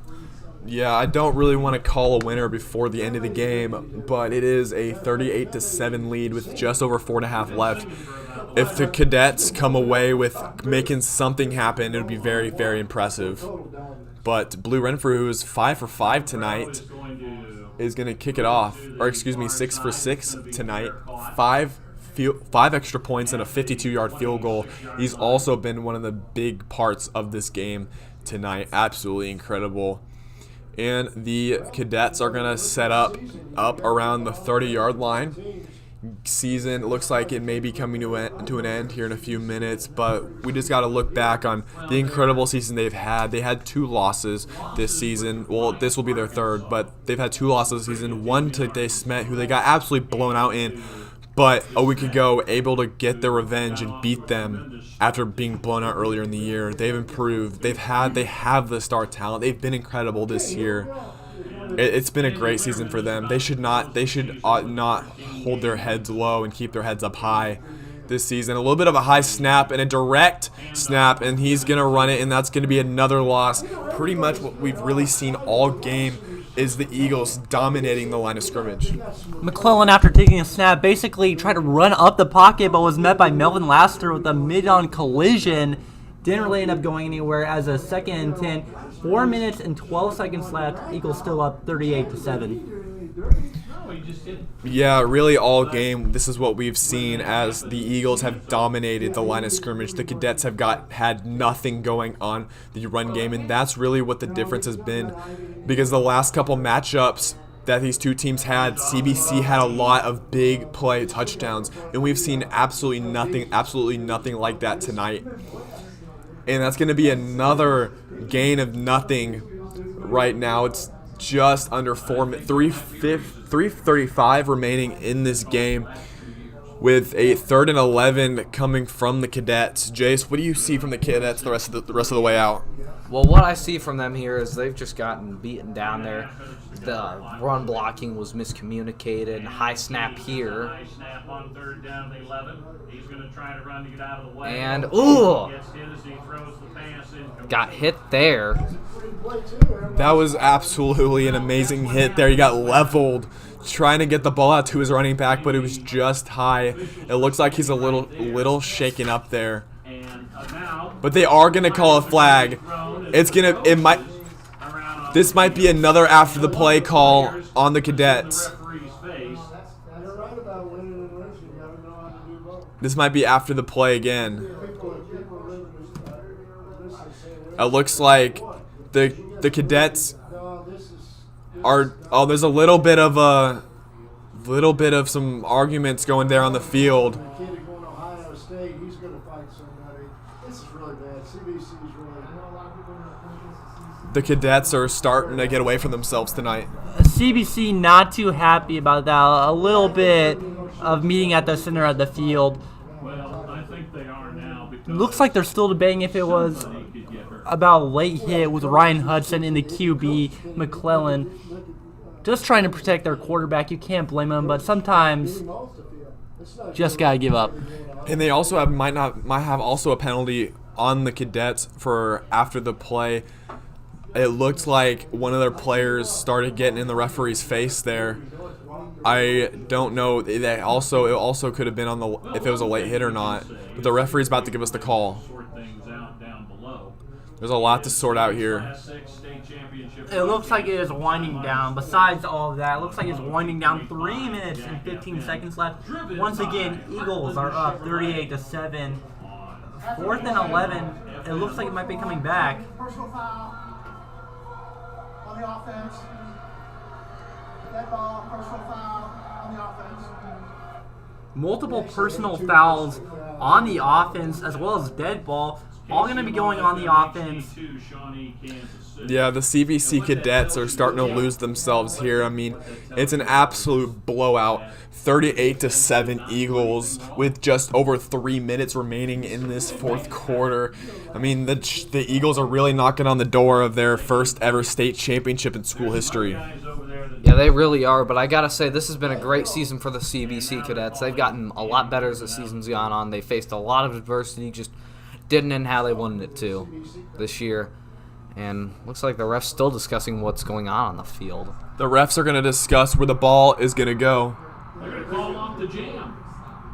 Yeah, they did. Oh, I hate to see that. They might have called the ball game there.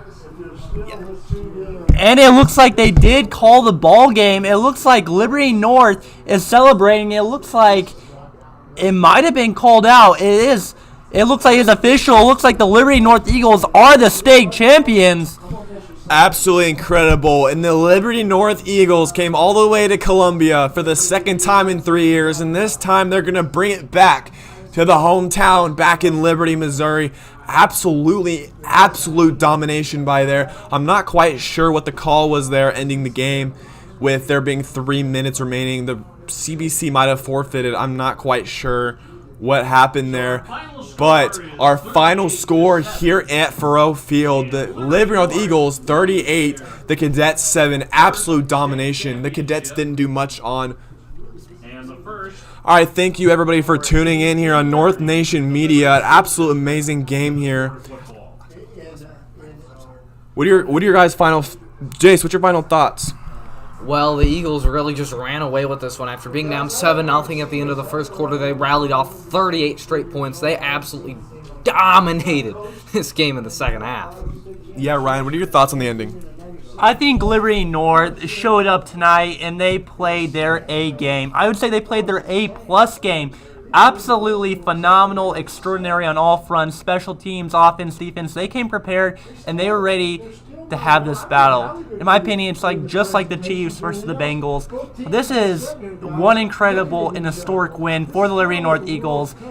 Definitely historic, and it's going to go down as one of the best wins in their book. Congratulations to Liberty North Eagles on being state champions for 2023.